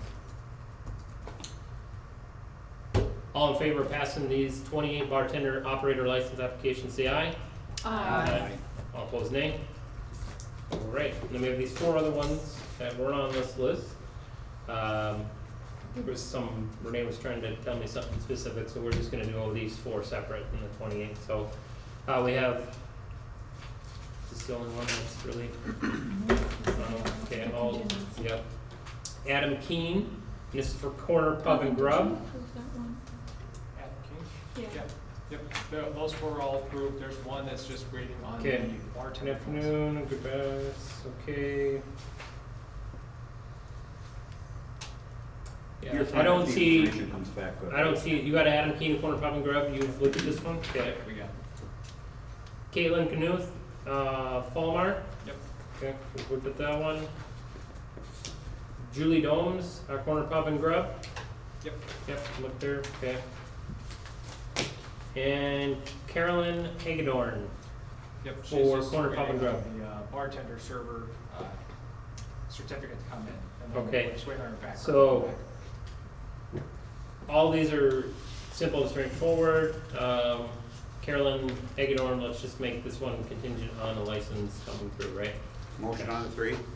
Okay, Motion on the 3. on those 3? Yeah. Yeah, okay. Second. Motion second to approve these 3. Any comments, questions? Okay, all in favor of approving these 3, say aye. Aye. Aye. All opposed, nay. Motion on the 1, contingent on, Okay, Collins, motion on Carolyn Hagedorn, Yep. contingent on the license for Corner Pub and Grub. and background check.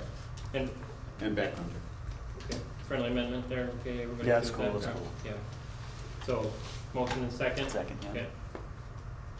Any comments on this one? All right, all in favor of approving this application for Carolyn Hagedorn for Corner Pub and Grub on those contingencies, say aye. Aye. Opposed, nay? All right, ayes have it. Is that it for those? All right. Thanks for your patience on those ones. So we went through 13B, C, and D, and now we're on 13E. We have licenses for garbage and refuse. We do a contract for garbage, but we still have other commercial applications in the regular application, right? Yes, they Yep. still have to get a license even though there's a contract. Yep. These are all the same license application here, so they all call them, we got a garbage hauler and then refuse hauler. Correct. Okay. So we'll go through, I'll do the 3 refuse haulers application. And this is GFL Environmental out of Chippewa Falls. And certification of liability insurance on the back of that one. Brian Johnson, Johnson Roll-Off Service. Certificate of liability insurance on there. Chad Arendt, I can't say it. Right-of-way roll-off. And certificate of liability insurance to as well. And then, so that was our 3 refuse hauler license applications. And then we have a garbage haulers application. This is waste management. And commercial garbage haulers license for waste management as well. And a refuse haulers license for waste management as well. So there's actually 3 applications with this one, so. You want that separate? No, I think we can do them all. So there's 6 total, refuse, garbage, and commercial hauler license application. There's 6 of them, so if you just say, 6 haulers. Motion to approve 6 haulers. Okay. Second. Motion second to approve these 6 haulers, garbage and refuse and commercial. Any comments, questions? All right, seeing none, all in favor say aye. Aye. All opposed, nay. All right, great. Here's that, Renee. This is usually normal this time of year too, is consider Lions Club request for Fun Fest, including but not limited to park contract, requesting use of Keller Park for ball tournament, application for license for large gatherings, application for permits, and then a letter requesting the following: waiver of fees, extension of park hours, and permission for camping in Keller Park.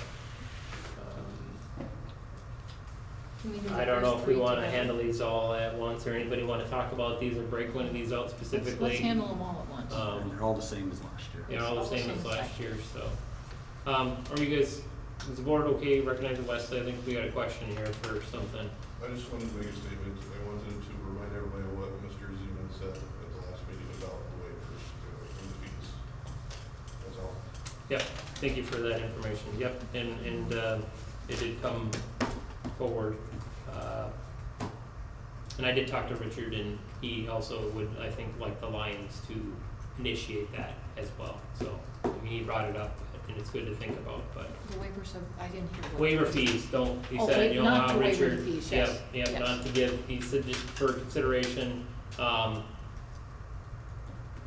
I did talk to them about that well, and said that we would be doing, signs on the fences, the baseball fences, and we'd be trying to get some, revenue from that too to pay for, so we'll know a little bit more what the costs are of maintaining that, and then be able to say, can we, do the accountability or accounting for that, and Jared and I think Renee we're working on some budget categories for that to be able to, as we're managing Keller Park, what are the costs, and do we have little concrete data to talk about, go back to Lions and say, hey, we're not sustaining the costs here, we need some, so. Right. It's a long process, it's a good point, but I think there's a little bit, we need more background data to say. Yes. Yeah. So 1 more year?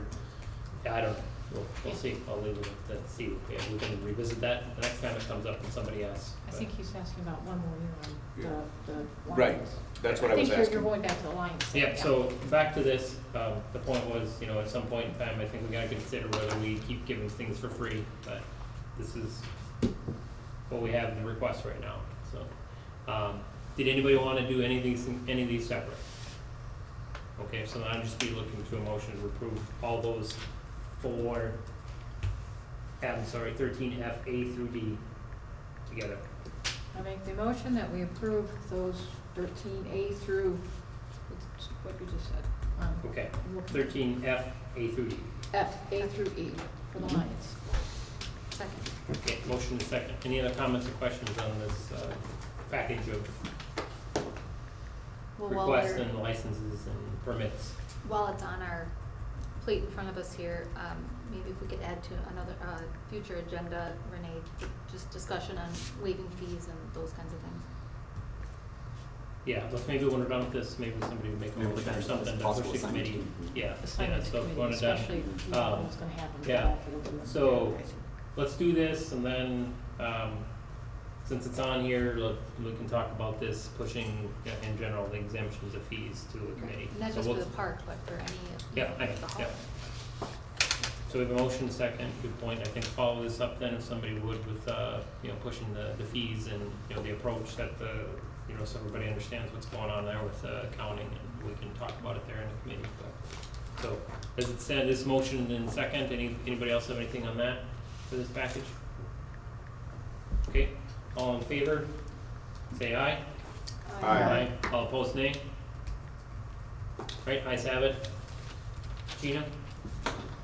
You wanna make a motion with that little, push that? Oh, you want the motion now? Yep. Oh, okay. Yeah. So then I'll make a motion to have a committee look at the discussion of fees for whatever village property, parks and such. I Okay. don't know, would that be finance committee Yeah. since Would it's? it be finance committee or would it be the parks committee? I think the Well, whole it's list not of just parks. fees, property, Second. parks, there's Oh, a, okay. there's a lot Yep, of free fine. stuff. I second the motion. Yeah, motion and second, to table to the finance and personnel committee for discussion on fees, waiver fees and accounting of those things. Any discussion? Finance, right? All in favor, say aye. Aye. Opposed, nay? Okay, 13G, Public Works, review sewer compliance maintenance annual report and consider related resolution. Jared, you're the guy here, I guess. If you want me to go over this in detail, I will, but the only thing I wanna point out is the only points we got on this, so points are bad, zeros are good. The only points we did receive is we got 20 points for not having our operator in charge certified in all the appropriate subcategories. Now, the way it reads, it says you have to have somebody approved in each of the appropriate subcategories, and you have to have an operator in charge. And in that, we are actually compliant. Unfortunately, Josh is missing 2 of his subcategories. I have the 2 subcategories, but Josh does not, but Josh is the operator in charge. Anyways, next year that won't be the case. Either Josh will have the appropriate subcategories, which is my preference. I think Josh is the operator in charge and it ought to stay that way on paper as far as I'm concerned, but if he doesn't, then we'll designate myself. But there, That would. yeah. Is it just a matter of a class or 2 or something, or what's It's a the- matter of a test he has to pass. Okay. So he's got the years of experience, he has what he needs. And honestly, I think we're technically in compliance, but that's not the way they interpret it, and they're the ones that get direct rules. Anyways, we still have a very good CMOM. We're in compliance all the way down the line with that one possible exception. So we don't have to adopt a resolution or corrective action plan, I think we just need a resolution, we just need to adopt the CMOM.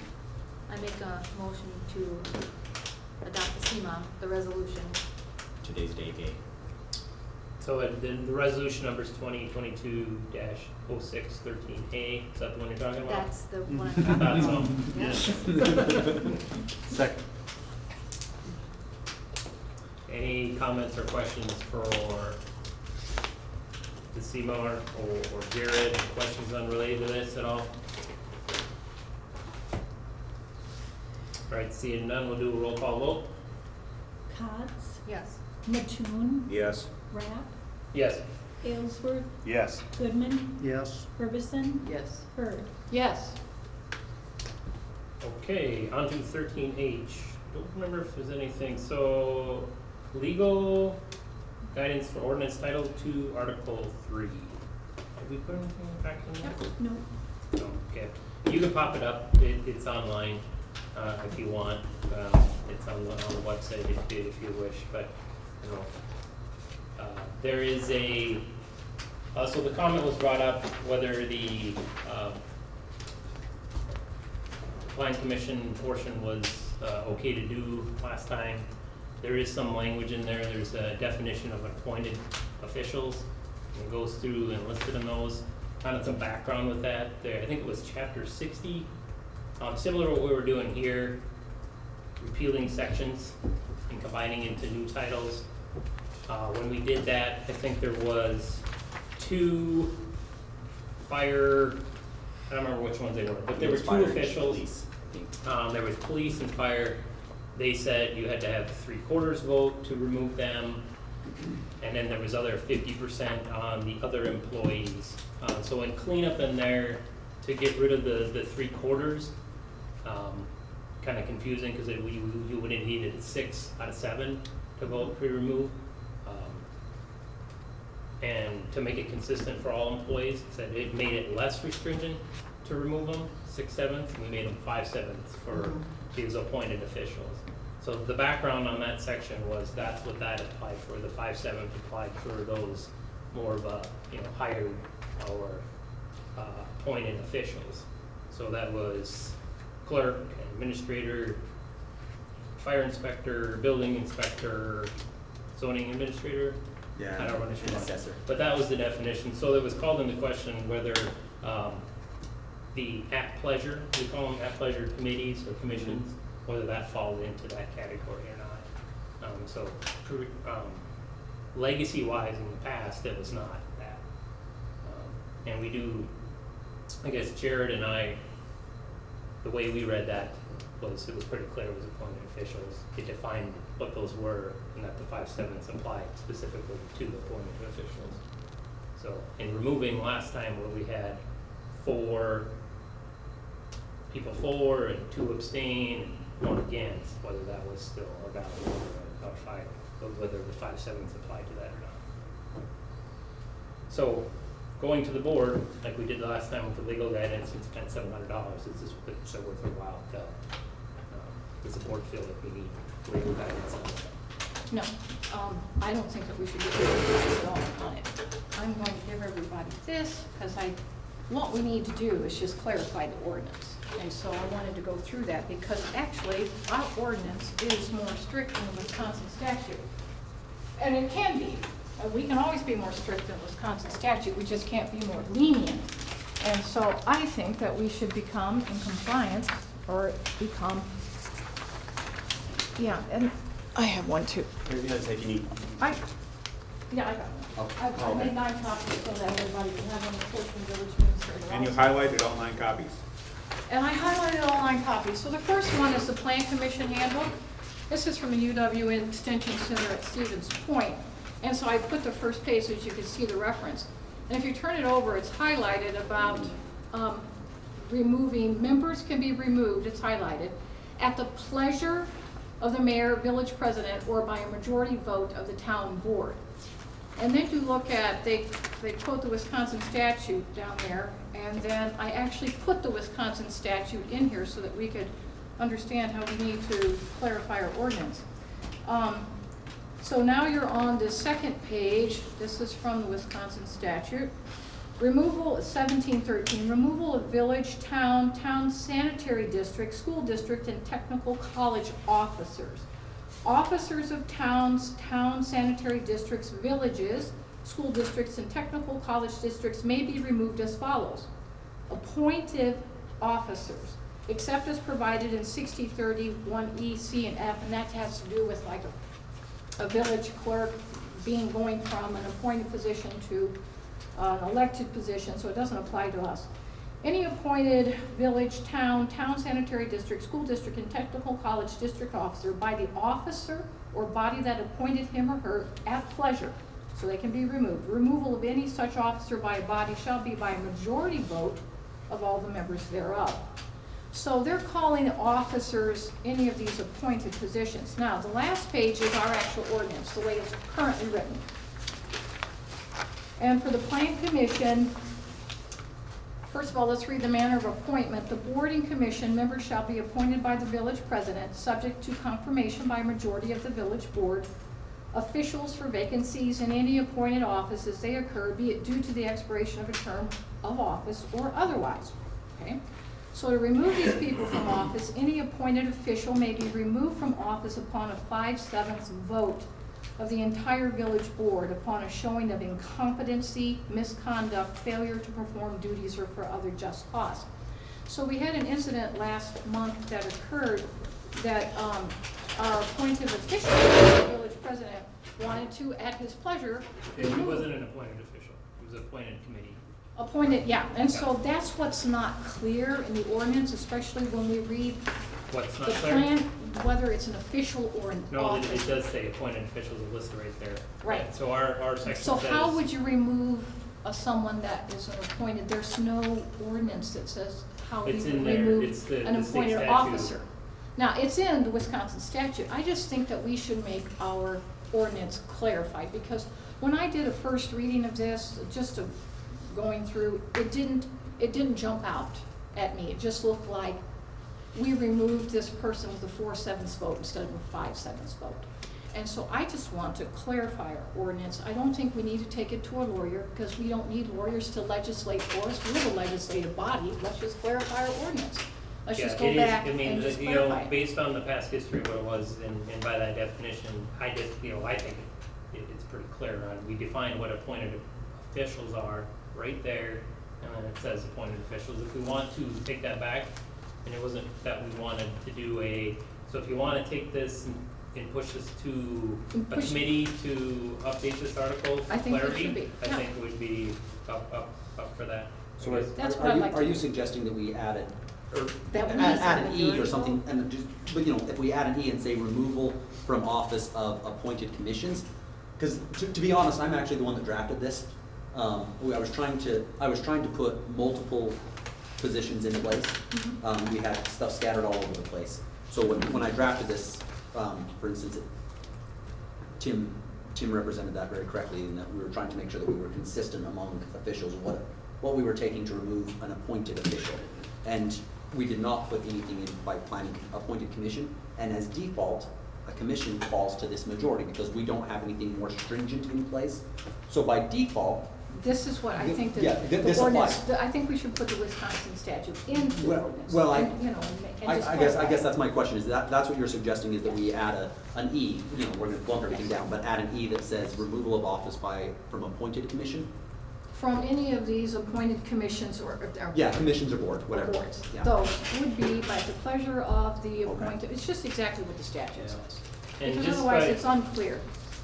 Yeah, and on some of these, and we can, help with the definition on it, and I've tried to read it before, but when they call it, commissions and committees, a lot of these are advisory, and you do have term-based things, but a lot of times that's to communicate to the person what you expect for them out of a commitment, but it really gets to be at pleasure, because they want you to be able to, like, you're working at a company and put the best team group together to get something done. So if your tasks change, whatever it does, it might have to be adapt to something outside of that. But when you ask somebody to be in something, you kind of want to get a commitment out of them, of 2 years, 3 years, or whatever it might be.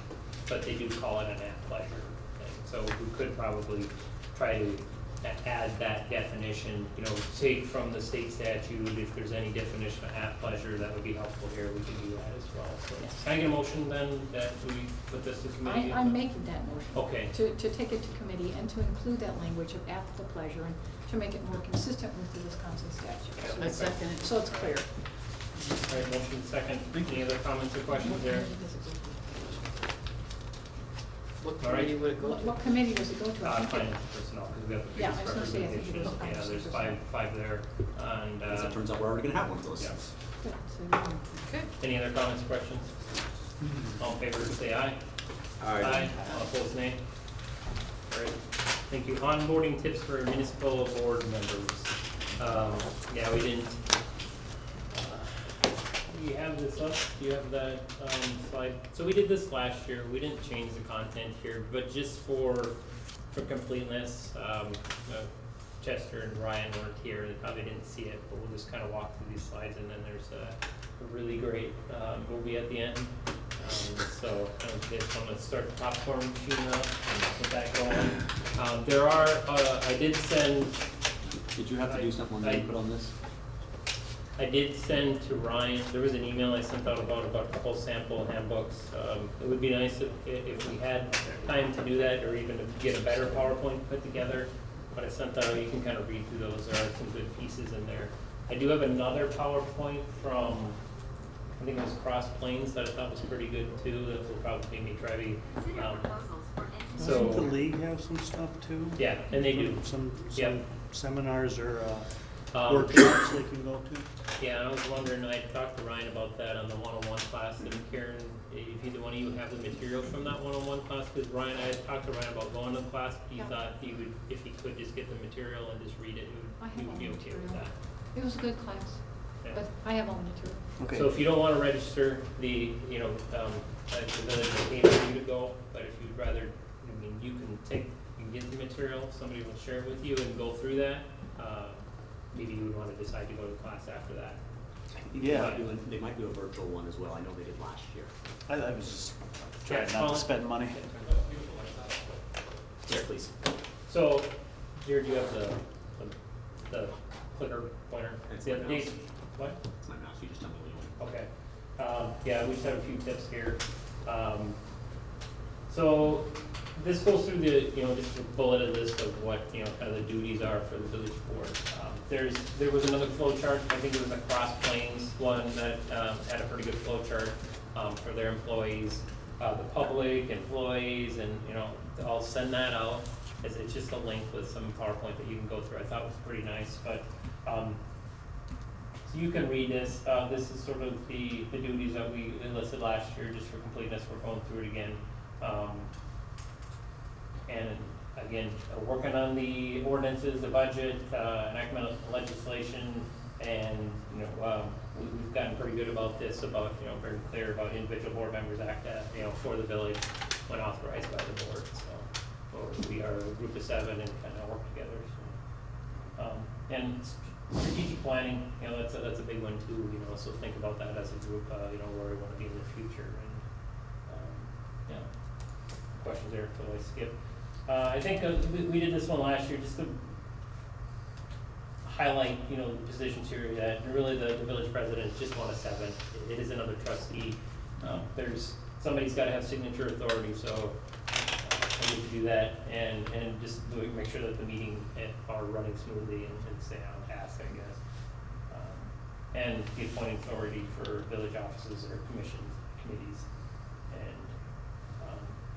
It does say media and general public, but I think, Jared, I think the administrator lists, as some of the media, as administrator will be the day-to-day liaison for media and general public too as well. This is for Jared, sort of chief administrator staff, day-to-day boss, is the implementation of the ordinances, so he's the communication link between the village board and the rest of the employees and the messages that the board gives, and that's via ordinances, personnel policies, personnel handbook. The board tries to write down its wishes, and Jared acts as the lead for enacting or implementing those ordinances, resolutions, and this was our hierarchy chart. It's pretty good. We do tie in, you'll see the library board over there, but the library board kind of stands with its own. But we've been trying to be a little more tightly coupled there. We have one of our board members sit on the library board now, and I think that's been helpful. We do the appointments for the library board, but they are in charge of the library director and the budget that comes from the library, and we've been trying to work a little better with the library there, so you'll see that drawing. And then the link between the village board and the village administrator, so it's provides a little bit clarity there. Open meeting law, we try to go through this. The league's got a lot of good resources on that. There's a lot of FAQs up there. I think that Government 101 will talk about that as well. And you'll see when we go through about our public notice, and even that one example tonight, if we didn't have it, it wasn't clear, that the public didn't have an opportunity to see that it was gonna be talked about, then we should either just table it or bring it back again. It's gotta be clear that, you know, for the public, that what we're gonna talk about and try to make decisions on, that's being out there. And you'll see, the video coming up deals with,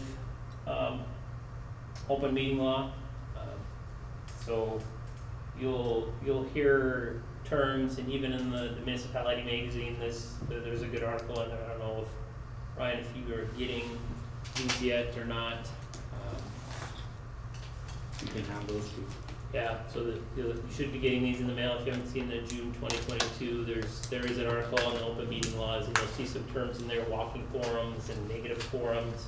And those things kind of get coupled together. So it's not only that you put out a notice about what you're going to talk about, but as a group you don't have walking forums and negative. You don't conduct business outside of a public setting either, because you're taking the public's opportunity to to hear what you're trying to decide and why you're trying to decide it. So they'll talk about negative quorums, and where that's relevant for our group is you try to establish what's a quorum for our group. Well, it's 4. So we could have a meeting with 4, and if we have majority votes, technically 2 people can block a motion from happening. So a negative quorum is even 2 people talking or conducting business in forums.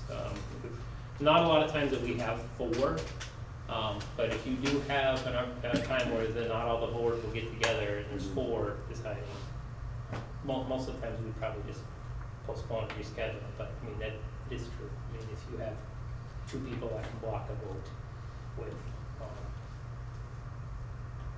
A negative form. yeah, with a negative quorum. So. Motion, roll call votes are recorded, preserved, that's the minutes. Anything else? Jared? Okay. This is that general notice, that kind of goes with that as well. And you can have these slides too, we can get them out, but this is just a notice of those open meeting laws I go up. Anything else we already kind of talked about? Closed session, I think it's generally, you'll see it listed as like statute 1985. There's different ABCDs or whatever it might be. There are times we try to stay in open session as much as possible, but there are definitely articles or pieces that come up where it's you can be negotiating a sale or negotiating a contract, and there might be some sort of competitive advantage to some external person. It can be employee reviews, where there's something where, it can be harmful to somebody. So there are, and if you want to look them up, I think it's 1985, 19.85. It was a good year too. It so sure that's was. helpful forever. It was a year after I graduated high school. It was awesome. 80s were cool, everybody. Mhm. So that pretty much highlights it. Again, there's a lot of good resources out there. The league is good about talking about closed session, and the Wisconsin Judiciary Office has a number of good articles up there as well about dealing with closed session. So if you're ever wondering why, when we do that, we'll look for that. I think I have a number of links in our there for that as well. And it's important not to talk about anything that's not specifically listed, even if it is another closed session item. Yep. It has to be specifically listed is why you closed. Yeah. All right, thanks. Again, okay, so this was a walking quorum. So again, negative quorum was the numbers game. Walking quorum is where a sequence of things can contribute. You can add the numbers up. Like if you have a call and an email to 2 different, this person and that person, well, now you're at 3. If you start talking about, so now you have 3 people in a sequence that could have been different conversation, different texts, whatever. Different types of exchange and interaction. You try to talk about a subject or a piece that's on the agenda or might be on the agenda. That's where they talk about walking quorum. So think about like walking from one person's house to the next, but we have electronic media, so it's a lot of other options out there for. You need a battery? I needed to push in slideshow before Okay. I switched monitors. Yeah, and so I think at the end here, ADV. Yeah, this is too bad. I mean, if we don't get to watch this movie, it's gonna be Oh, I know, I'm really, gonna be so really disappointed. disappointing. It's a good movie. Yeah. It's my favorite. This is the one I saw last year, right? Yeah. Yeah. I was gonna say, I remember it from last And, year. and I, you know, and we can pick some different ones, but I just kind of want to present the same material that was Chester and Ryan were here. So, Yeah. Yeah.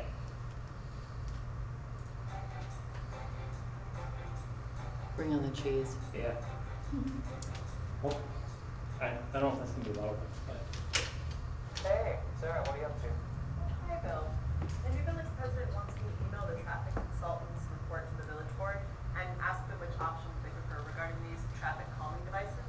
He figures it'll probably speed up the next board meeting. Well, Sarah, slow down. I think you're probably going to be violating the open meetings law. What do you mean? Well, it's okay to send the reports out to the village board by email, regular mail, or by putting it in their boxes, but discussion of the report has to be at a properly noticed meeting. Holding a discussion by email would shut the public out of the discussion and likely violate the law. So what should I do? Well, if you do send the report out by email, just tell the trustees it's being sent out for their information and it'll be placed on the agenda for the next board meeting. If they haven't been trained on open meetings law, then you could warn them that board business should not be discussed by email because that may violate the law. Also, keep a copy of the board's records in case any citizens want to take a look at it. Okay, I think I see. But since we have 7 village board members, I thought 2 or 3 of them could communicate without violating the open meetings law. Well, that's generally true, Sarah, but with email forwarding and replies, you don't know how many board members will eventually be included in the discussion.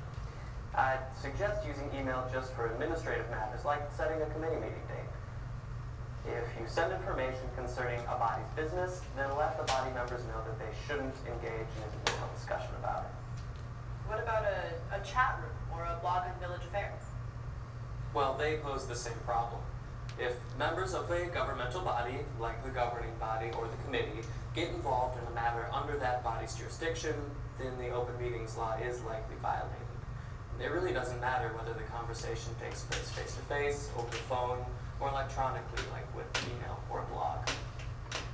I bet the village president will want to call up the other board members after they get the report and see what they think about it. I sure hope he doesn't.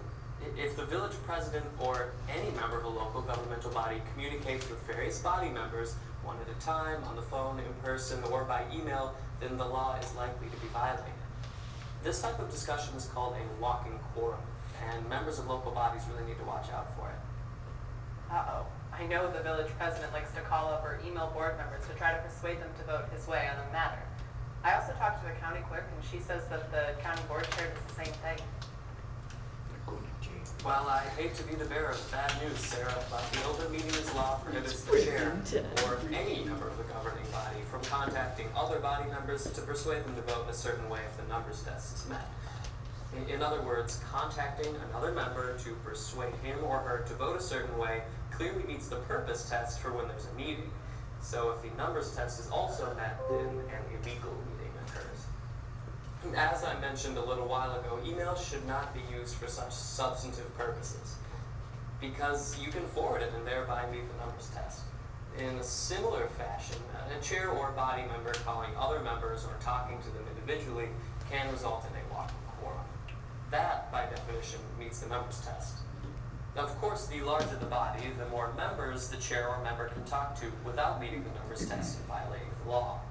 With a large body, such as the county board, a chair could talk to, but not email, a number of members without a problem, as long as the numbers test is not met. The village president isn't going to like this. I'd be happy to talk to him. I'd also be happy to put on an educational session about the law. In addition, UW Extension and the local government associations put on lots of programs on these topics that your officials might want to take advantage of. This segment points out that members of a governmental body must be careful not to violate the law by using email to discuss governmental body subject matter. It's okay to use email for administrative matters such as setting a meeting date. Also, information such as a report may be sent out as with regular mail. But care must be taken not to discuss the report via email. Even if the numbers test is not met initially, use of email forward, reply, or reply all may result in a violation. This segment also brings up the problem of a walking quorum. Anytime one member of a body has a consecutive contacts with other members of the body on an item of the body's business, the numbers test might be met, resulting in an illegal, unnoticed meeting. This often occurs when the chair or member of the body is attempting to line up votes or trying to get other members to support his or her position prior to the meeting. This could happen with the use of email, telephone calls, or in-person conversation. Before we were using Monday.com, our team was drowning. Well, thanks for sitting today. You can turn the light back on, Colin. We're good there. The only thing That's it? the only thing we wanted to point out, or I wanted to point out on that, is now that our committees went down to 3 on a couple of them, you can have a quorum of 2.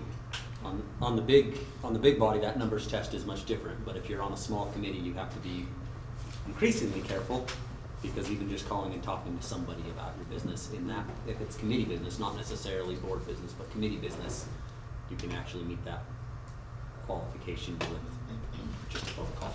Yeah.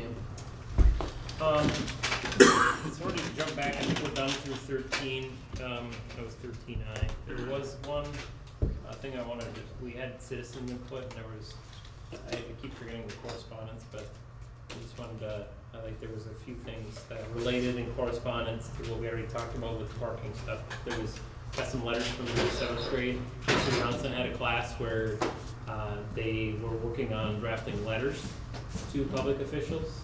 So there was some good ones in here. I'm gonna try and reply to them all. Some of them are to the village board. So if anybody wants to take a few Very and cool. Reply back, but they didn't put their address on there and they said they, like to hear back. Were any two committees? Like parks or anything? Yeah, they are, some of them were just saying thanks. A number of them were talking about the basketball courts. One of them was talking about a zip line and was a playground thing, which is a really good, I mean, I've heard about that. A number of them were about fishing, and a lot of them were on Keller Park, to be honest. Very cool.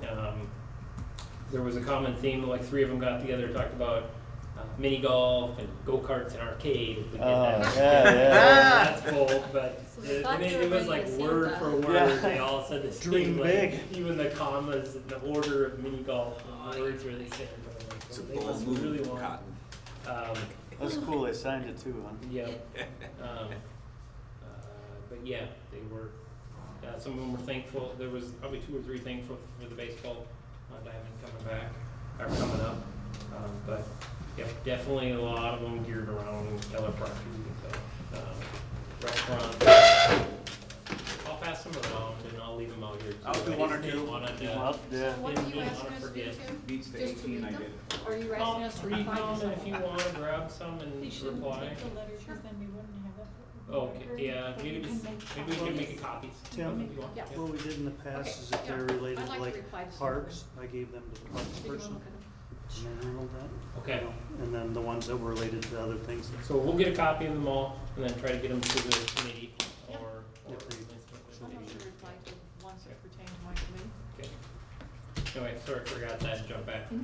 Okay. 14A, consider proposals for engineering services. So Sheena's committee got together and walked through, there was a RFP write-out that went out for a village engineer. I'll let you guys kinda handle that. I came So from the cute. committee, I guess, and I don't know if Sheena or Jared or. So basically, we, I don't have anything after the phone calls I made to change our initial recommendation. okay. Yes, so basically we just discussed the, engineers that, had submitted proposals, and who Jared consulted with, and we did, at that point, have Jared, kind of finish up some research. We had a recommendation for the board, and he followed up with a couple of things, and so we've made a decision which we'd like to bring forward to, the full board. Anything else? So what was your recommendation from the committee? So our recommendation after looking at all 3, is, I guess what Jared just put in front of us here, we have a packet from AIRS, and, well, we have Garrett to speak with us here tonight as well. So this is what the committee felt was the best way moving forward, and I need advice. I do business with heirs. Do I It's have best to recuse yourself if there's a question. Yeah, I mean, if you feel like you have a. I pay the bills that they engineer construction. Yeah, I mean, it's just be clear, like, you will err on the safe side and just, you know, Just you know, recuse yourself. It's recuse not- yourself, don't ask and comment, you won't vote on it, don't necessarily. It's provide not it. illegal. You can in fact vote. If You you can. state that you have a conflict of interest, you still can. But the attorneys or anybody in the league is going to advise you just to recuse yourself if there's if there's a potential conflict of interest, just recuse yourself. But to be fair, you legally can. You do have to state that you have a conflict of interest, but body cannot compel you not to vote. You have a number of, I don't know what the word would be, you know, separation, you know, steps between your business and that business for financial gain, but it's still better than that if there's any potential, gray area, so, thanks for that. Well, so the committee's So- making a recommendation, that's, in Robert's Rules of Order, recommendation from the committee is a motion. So, is that a motion? Because I'm ready Yeah. to second the motion. If that committee did the work, they did the work, I trust them, good. yeah, so I guess that would be the motion. I That's didn't know right. if we were going to go into closed session for any further questions or anything. Yeah, I or- don't know, that was probably just on there, just That's in in case case, thing. that's a just in case thing. After you got a second, I do have a couple comments. I second the motion. Okay, Sheena, I guess we made a motion. I'd just like to point out from the committee that we did have some good applicants, and we did feel like any of the three, with the proposals they put forward, would actually be able to perform this job that the village needed to have done. I hope I'm not speaking out of turn, Sheena, but we went through a series of qualifications, and we did feel like AIRS was the choice to move forward with. But it's not that any of the other two couldn't have done it. We do feel like there was good proposals put forward, and ultimately cost was a definite consideration. Sweet. Anything else? Is the board okay? See if Garrett would like to speak or anything? Yeah. Garrett. Sure, if he Garrett. wants to. Garrett. Guess we said. I'm sorry, I said Garrett, I can't. Sure. Gareth, if you wanted to. Yeah, I'm happy to give you an speak. opportunity. Yeah, you can wait here. We are really excited, just the opportunity, like I said earlier. AIRS is a fairly large firm, I mean, not in the big world of engineering firms, but we pride ourselves on being more of that sort of small firm feel, the way we deal with our clients, and we really pride ourselves on being kind of members of your community, members. We're here to help you, and we really engage, and that and communication are really the keys to us, and so we appreciate that, and we strive for that, and being a member of the community will be easy for a lot of us at AIRS, being so close to this community in particular. So it's great to meet all you. You all seem like great people based on the one meeting interaction. I like the way you handled your meeting. It was a long one, but it was all awesome. So I appreciate the opportunity. We talked about putting a big formal speech presentation together, but it doesn't sound like that's necessary. So I'm not going to take up too much more of your time. But thank you. Thank you. Yeah. I'm happy to answer any questions about the proposal, us, anything, if there is anything, I guess, as well. And you would, what would they give you a title, a kind of a lead for the village, or? Yeah, I'd be principal, your or- project manager, your principal contact, depends on the need. We have lots of services in-house. We have surveyors, we have GIS, geospatial people, landscape architects, park people, grants people, planners. So, but the way we would typically work is that I would be who would work with you, and then I would either bring them in or communicate directly with them, sort of as appropriate, depending on the specific need or project that you might have. Okay. Okay. Anybody have any other questions for Garrett? Okay, thanks for waiting around. Yeah, and, no problem. Thank you. Long night. sticking out. That's all right, it happens. Okay. Thank you, very nice to meet you. So we have a motion and second to, what's the wording would be, what was the board's, Recommend approve? approve Ayers as Ayers village our- engineer? Yes, I'm Consulting recommending that Consulting Ayers be engineer. our new village engineer, consulting engineer. Okay, does it need to be worded in there for any RFP language or anything, That's or what I'm just, looking for. I don't think so. I don't think so, but We just put consider proposals, so. What was in the minutes? or do you just wanna say that, clarify the motion has, whatever signature contract? there will be a contract, so we'll have to get a global agreement, that will have to come back before the board, Okay. so maybe pending, Yeah, maybe. maybe make this pending, I guess if, that, negotiation goes over, very poorly and there's a, poison pill in it, we'll be having a different conversation. So There you Poison go. pill. Okay.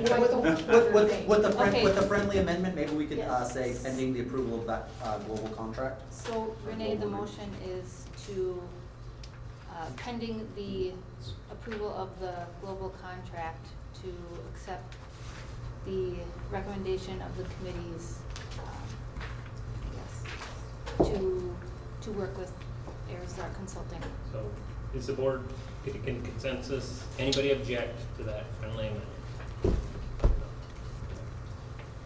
You amend that motion, the board is okay with that? Okay. Committee did the Thank work, you. that was good. Yep. So, we have a motion that's been friendly amended to say, pending, we're basically pursuing the contract phase and contingent on that. Any comments, questions?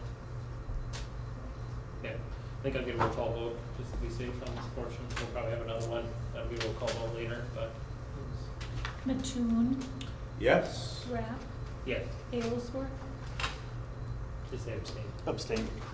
Goodman, Abstain? Ferguson, Yes. Hurd, Yes. Cox. Yes. Okay, all right, thank you very much.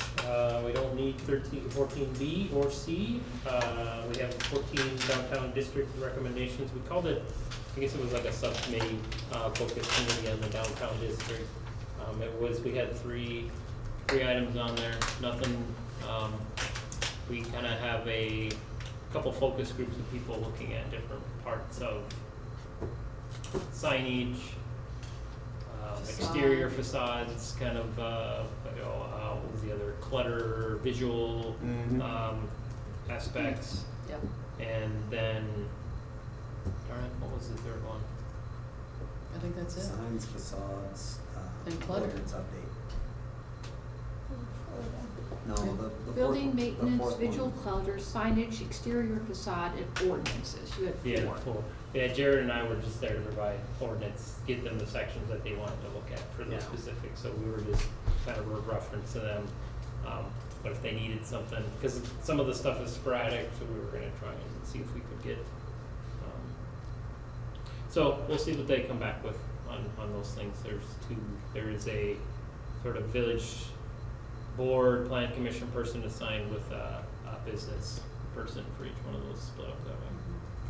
So, I think we were hoping to maybe improve, streamline some of the permit process. If there's any ordinance stuff that would be cleanup or helpful, yeah. And anything we could bring in to say like deal with garbage cans that might be out of material stuff, so. Nothing for us to look at for recommendations yet. 14E, memorial plaque for Bud Dremel at Memorial Park. So this came out of your committee, Karen? And on our right? committee, Yeah. we're recommending that the village allow the memorial plaque for Bud Dremel to be installed at Randall Park by the American Legion and the Historical Society. It's in the minutes, I can discuss it further, but that was our motion, recommendation, and I'm making that in the form of a motion to the board. This is Randall Park? Randall Park. Okay, it says memorial here, I just wanted to make sure. No, it's the Okay, one I where the museum Yep, is, and where I second it. the flags are, memorial, American Legion. Okay, there's motion and second for a memorial plaque for Yeah. Bud Dremel at the Memorial Park, which is at the museum there. Any Questions for me questions? about? Is it, There too. anything you want to say about Bud? He was a He's great guy. He's a military? lifelong resident of Fall Creek, and he was in his 90s when he died, and he was American Legion member ever since he got out of the service, and always a part of the Historical Society. He's just been a wonderful member of the community of Fall Creek, and so these two organizations of which he was vital in supporting would like to memorialize his service by putting a plaque. They planted 2 shrubs out there already. The American Legion and the Historical Society together. They're little spirea bushes. They're out there by the flags and where the memorial is for the American Legion. And so they want to put a little in-ground plaque so that it's easy for Public Works just to mow right over it. They don't have to do anything, just go right over the top. Any other comments, questions? Yeah, Jared? I have one question and I hate to ask it. I don't want to be a Scrooge, but my only question with this is, I didn't know Bud at all. I couldn't tell you. It sounds like he was a wonderful guy and a great recipient of a plaque. My only question is this the standard operating moving forward? And the reason I ask that is as we look at, for instance, at the bathrooms at Keller Park or at different facilities we have around town, they sold papers where they have a memorial plaque. I mean, they're bricks, but those were fundraising revenue. Is there a criteria? I mean, and I don't mean this to sound bad, and I don't know how else to say it without sounding like a Scrooge, but can anybody come in and say, my brother, uncle, cousin died, I'd like to plant a bush and put a plaque on in the park? And maybe that's what we want to do. I have no idea, but that's just my question. Is there a criteria? Is there something that we're going to base this off of versus another one? I know, for instance, at Keller Park, if you wanted to buy a paper, you could name it after whoever you wanted. If you wanted to pay I don't know what they sold the papers for, $1,000, $500, $50. I don't know. But if you wanted to buy a paper, you could put, in loving memory of Bud the dog, or whatever you wanted. You could, well, I don't know, maybe there was some requirements. But is there any concern about that, or is that not something this group is concerned about? And that's my only question. Is this, not to jump everybody else, but is this maybe we've given this space there for this memorial? It's a service, memorial services. Right. Is this something where we say, this is an outlier because, American Legion and service related veterans would like to do this in their space there, and I think that's a little different there in that area. I don't know. Yeah. I mean, that's That's kind of what that area is for. Yep. Yeah. That's what it's for. I mean, Great. So it's not generally an area where we look to do fundraisers or raise money for, but I know it's a good point, but we need to be clear, you just can't come forward and say. No, I think it's okay that you do these things for people who are upstanding citizens in your community for decades and decades. The ball field at Keller Park is an example. That individual was a huge part of this town and a huge part of this board for, like I said, decades. And I don't think, there's anything wrong with that when you have those types of cornerstones or pillars in your community to recognize them after that. And I don't think, and I could be wrong, but I don't think people will come and ask for me to have a stone. But there are people that, no, but I'm serious. You got time. It's not gonna happen. Keep working. No, but you know what I'm saying. I mean, there are people that are in your community that just shine above the rest in their way, and not because they're looking for that, just because that's who they are. And I think those people deserve some recognition for that, be it where it is, if it's at the ball field or if it's at the memorial field or wherever that's position is. Okay, so I've heard a couple fours and no objections. Anybody else have anything opposed to that? So we have a motion and second. If there's nothing else, go. Okay, all in favor say aye. Aye. All opposed nay. And that 15A, possible assignment committee. I don't know if this is something, I know I brought this up to Jared, he was talking about vandalism, but maybe you decided to get it on here officially. It's But actually, anything? Sheena's asked for it, but I think it's a great idea. Oh, okay, so, I guess I've asked for it, no, Sheena's asked for it too. Is it possible to put cameras at Keller Park? Yeah, and I don't know that it necessarily needs to go to a committee. Maybe it's simply we sit here and vote yay or nay. but there's been, well, just recently I was down at the field and brought my daughter to the bathroom, and in the women's, so one toilet was totally plugged, heaping with toilet paper, and it very well could have been unintentional, I understand that. But then, you know, the old crawl under the stall, which is really disgusting, and lock it, and then crawl back up, you know, so then you can't use one of the other ones. So, and I just kind of jokingly, but kind of irritated, texted Jamie and I said, hey, good luck tomorrow morning or on a Monday or something, have fun in the bathroom or something like that. And he's like, yeah, it's been actually quite a problem down here recently. Or already this spring, I think is what he said. And I can remember like last summer, you know, the kids doing the swings all the way up so you can't get them down, stacking picnic tables up on top of one another. And we obviously can't have a Colin or whoever down at the park 24/7 monitoring all those things.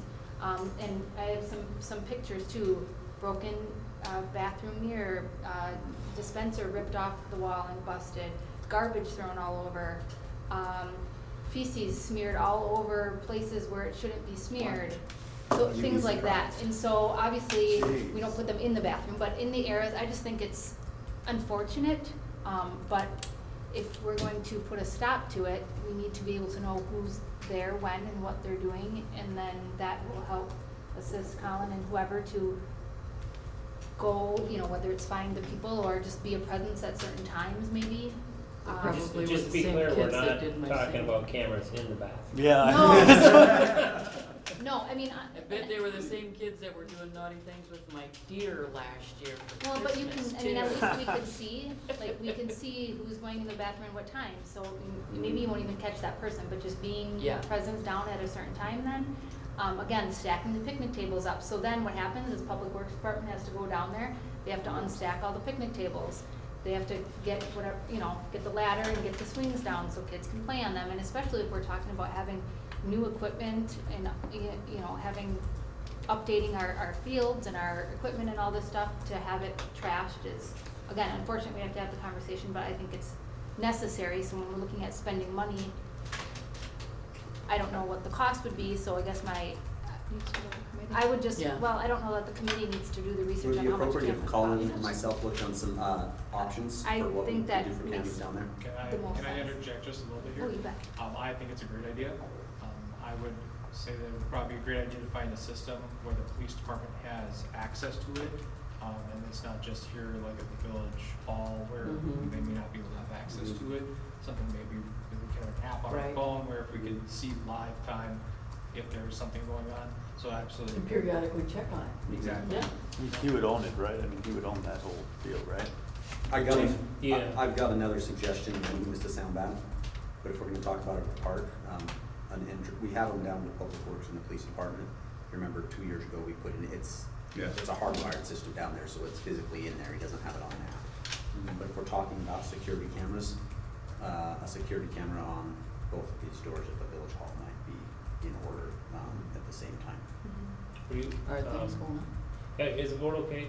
With Yep. Wesley, I think Wesley Yeah, had Wesley some has kind of. I just wanted to make one additional point that oftentimes just the existence of cameras prominently displayed can deter that kind of shenanigans. Yeah, I was gonna say Signage. even Yeah. signage and so put Yeah, physical signage. cameras up Small and little signage on the camera. Yeah. building and even entrance into the park. They're Like, they're through the expensive. gates. Well, Yeah. To comment on that,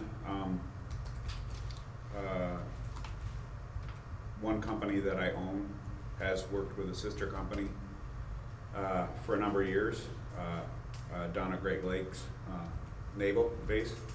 And they did a ton of security, and I did some moonlighting with them. And not all the cameras are operational. But there was a large broadcast of cameras.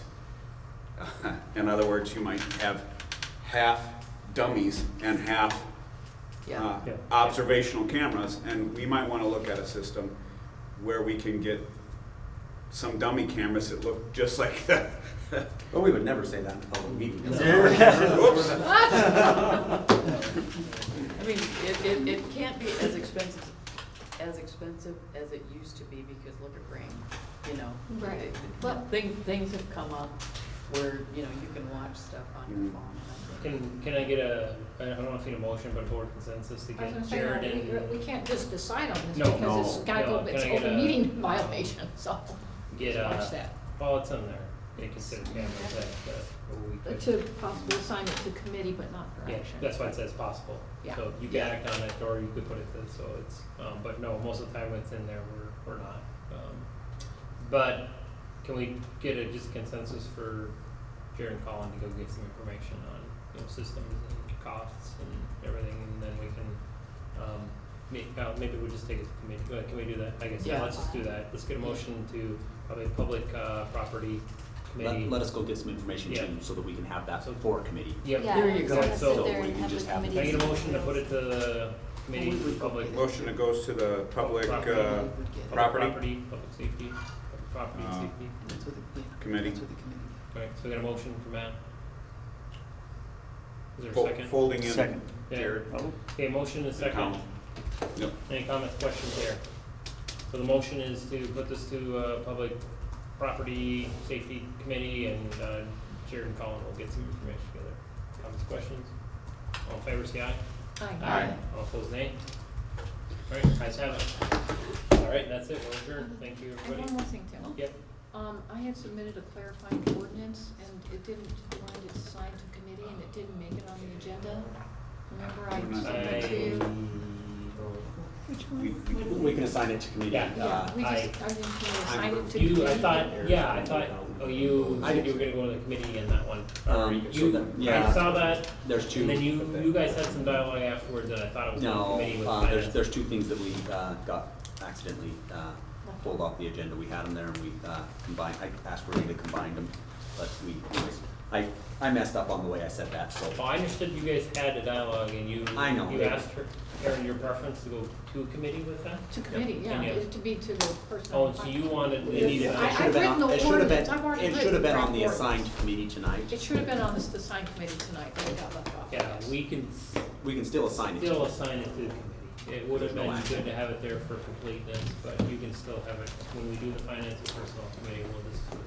So can I make a motion to assign a committee, or you just, We'll you just do it? We'll Okay, just do it. it's just assigned to Yeah. committee, okay, It's great. better to do it this way, but if we meant to, you can still have the chairperson and a couple people added on. Okay, great, thank you. All right, thank you, everybody. Oh, yeah. Yep. So, slow fishing, huh? And only one made it. We didn't get up there till late. What time? A non-colored pen. Oh, I was probably pulling my boat out, dude. We didn't get up there late because it was, the morning was slow. We got home Saturday. I wanted to get the letters. And then I made breakfast. We had them there. Those are nice days. It was, I let her sleep and we got home late and I got, you know, so I would, could have been me, I'd have been up there like, Exactly. crack of dawn. Yeah, I know, that's a different kind of day. All right, and we went right to my favorite spot, because normally this time of year, we catch some nice crappies in that area. I'm sorry, it's 100% on me, so. One large one there. I gotta show you where I caught them. Because I never tried to my wife that, but she doesn't believe me. I had a bunch of walleyes in there. No, that's like one of the natural walleye lakes. Yeah. I've got, you want Eilish to call you or call? Yeah.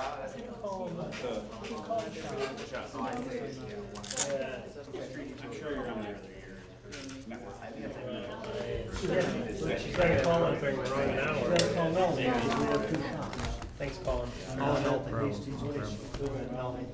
Chippewa. Yeah, okay. I'll make sure she calls you. Thank you. How do I turn that off? There. So, You put it on the salt then? Oh, yeah. yeah. Yep. Can't find anybody there? I've tried. Oh, every time I go there, I try, but I want to say, there's like a deep hole over here somewhere. It's not on this map. Yep, there's a couple of them. Like a spring, well, it says spring there. It's like 40 feet right here somewhere, right? no, the issue is Up there?